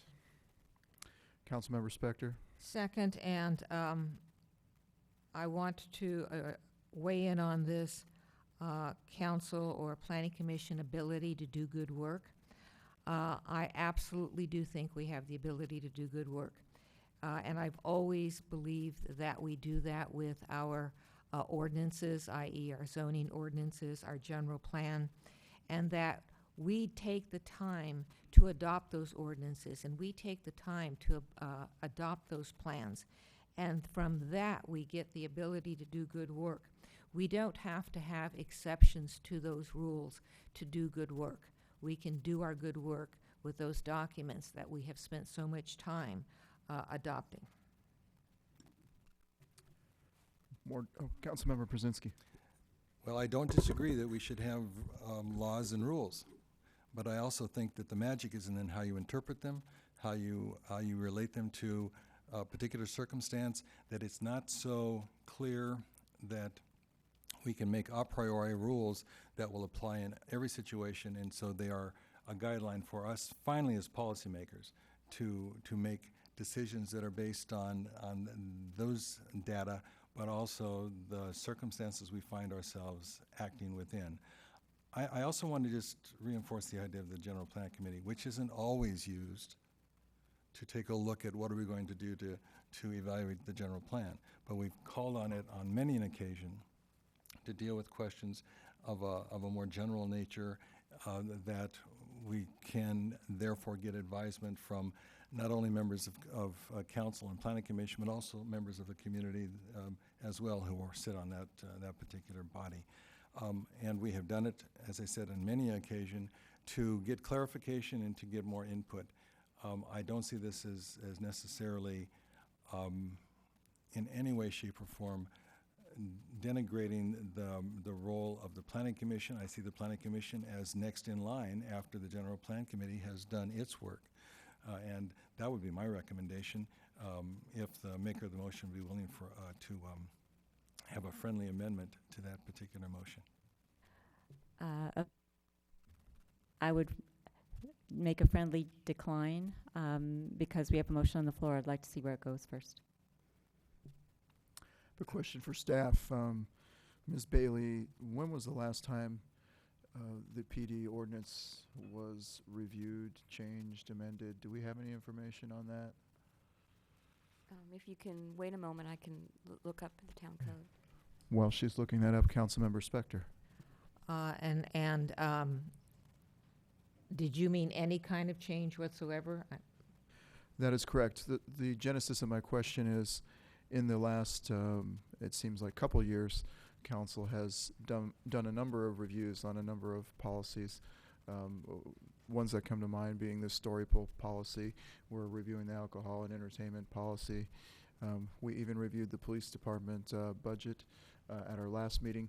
So I look at this as kind of like potentially a checkup and a way to just see moving forward if there are any things that could be vetted in a better manner. I think all those other policies that we have reviewed and updated over the last couple of years, they were an opportunity for this great discussion that we're having this evening, and we did find out some things that I felt were very valuable, and we did make amendments to those policies that I think were for the betterment of the community, because I think, as Ms. Bailey will eventually tell us, that this probably has not been looked at in a long time.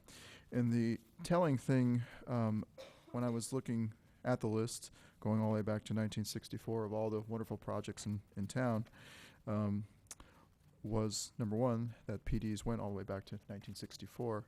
Number two, it's always been a tool that's been utilized, which I don't disagree with. But I also look at different kinds of building, changing needs in construction and land uses and things over time. You have different eras. It was a whole different world back then than it is now. So how do you apply the same rules you were using in potentially 1964 to buildings that you're building today? And is that even still applicable or not? So I think this process is very good overall to look at as a refresher and to consider some of these as the motion has been presented this evening, sending it back potentially to planning to look at, only because it's kind of like a checkup in time. So, Ms. Bailey, are you ready?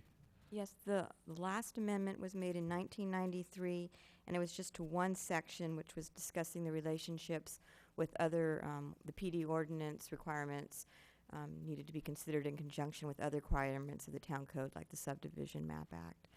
Can I ask you another question that you may or may not be able to answer? And that would be, what was the process used back then? Was it council? It would be the same process. It'd have public to hearing? go through the Planning Commission for a recommendation, and then town council would be the ultimate deciding body. Okay, so council went, we had a hearing like we were having this evening, went to the Planning Commission first, and then that was a public hearing. Well, I don't know the history of where it originated, but to go through the approval application process, it would be Planning Commission first, then the town council. Okay, thank you. Councilmember McNutt. Thank you, Mayor. Well, I still, my preference would still be to start with the General Plan Committee. I think we're talking about quality of life issues, and that's the general plan, and I think that's the whole point of plan development. When I think of Los Gatos Boulevard housing projects are talked about plan development, that's not what I think of. I think of our library as a plan development. Safeway on North Santa Cruz is a plan development. Terraces on Los Gatos, on Blossom Hill is a plan development. Each of these three projects added tremendously to the quality of life, and they required some creative solutions because of the constraints of their site. We are a small, built-out community, and every project that comes forward, whether it's on hillsides or on flatlands, is going to be increasingly challenging to be constructed and designed and developed and envisioned in a way that really adds to the quality of life, again, within the constraints. And I don't think that losing that ability is a good thing. So, again, quality of life issue, general plan. So I won't support this motion, but if it passes, then at least it'll go to Planning Commission, and hopefully we'll open this to a wider dialogue of the public.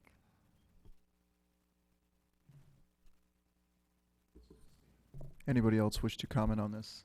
Councilmember Brzezinski. I would like to just say, I guess I won't support the motion because my friendly amendment was not friendly heard. But that's okay. That's how it works in the game. My sense, though, is that the intent is to get as much public input as possible. And we have said that. How many times have we said, that's why we're moving the council meetings to Tuesday, so we give people more time to give input.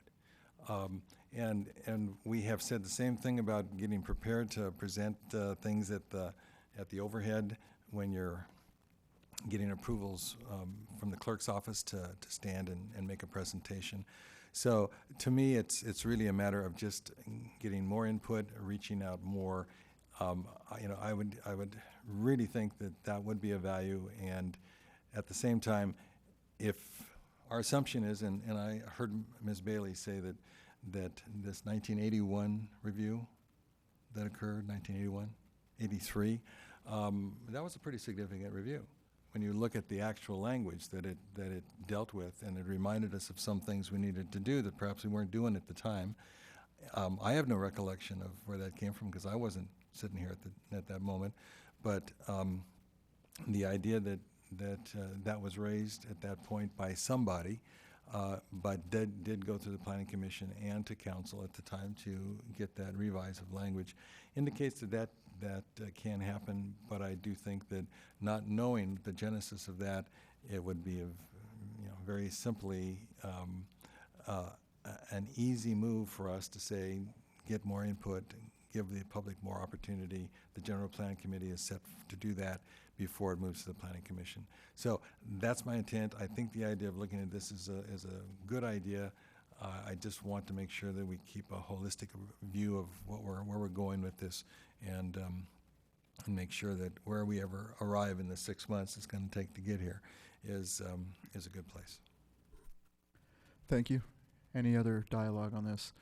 So my point of view is, whether it's the General Plan Committee or the Planning Commission that hears it next, obviously there's public processes involved. I don't think it really matters which one or the other, except that I know with the Planning Commission meeting that perhaps more people will attend that meeting and comment on the process than the General Plan meeting. Planning Commission will have the discretion to decide if they want to send it to the General Plan Committee or get input from the General Plan Committee.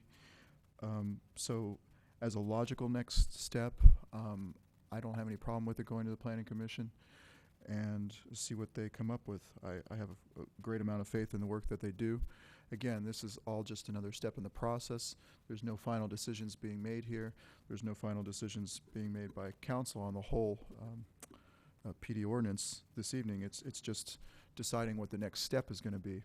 So to me, deciding that the next step being made in the motion that it does go to Planning Commission first is a step that I will support.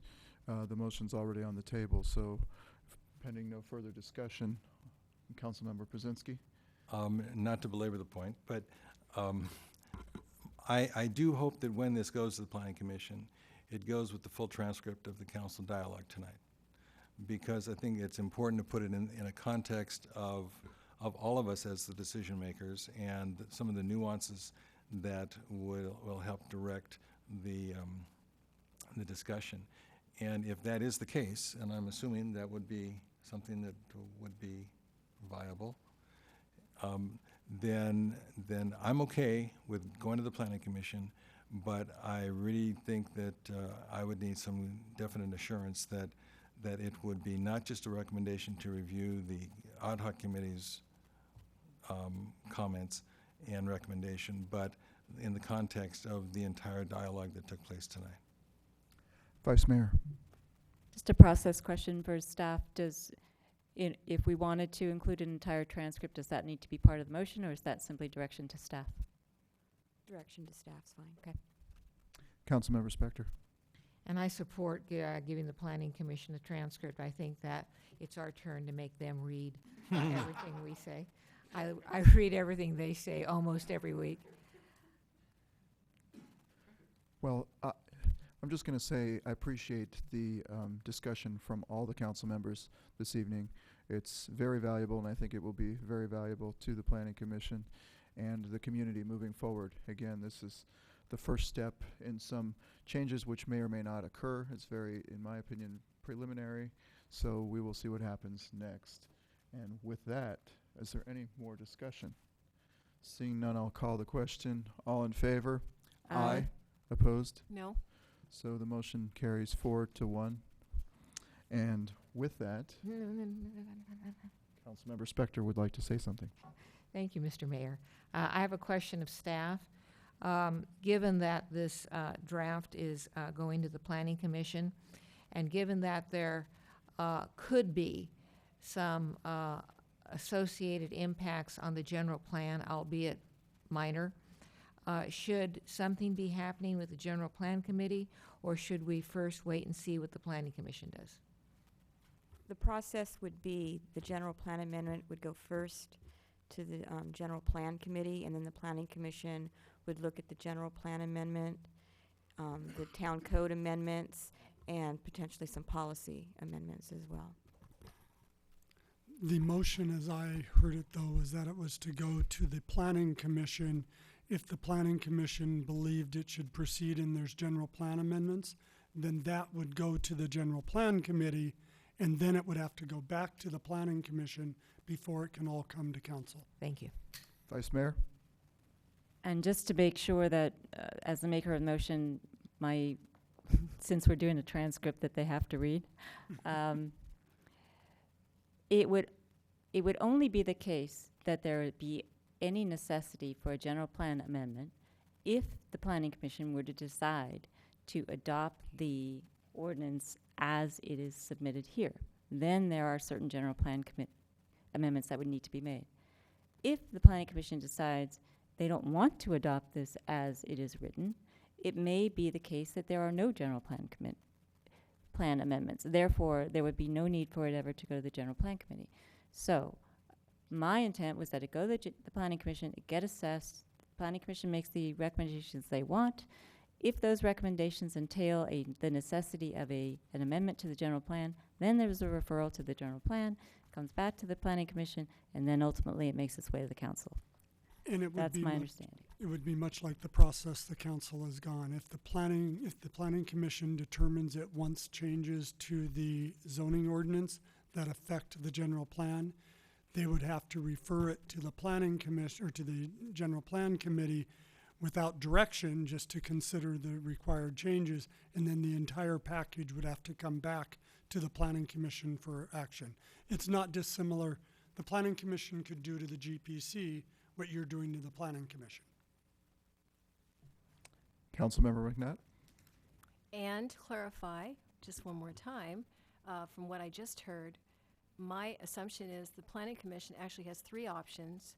They can look at attachment 2 and say we like that language. They can look at attachment 2 and say we don't like that language. Or they can come up with an entirely new set of, so it's not yes or no on that. They have the ability to have a third option, which is develop their own suggestions for changes. Is that correct? The council is typically given that discretion to the planning commission. Thank you.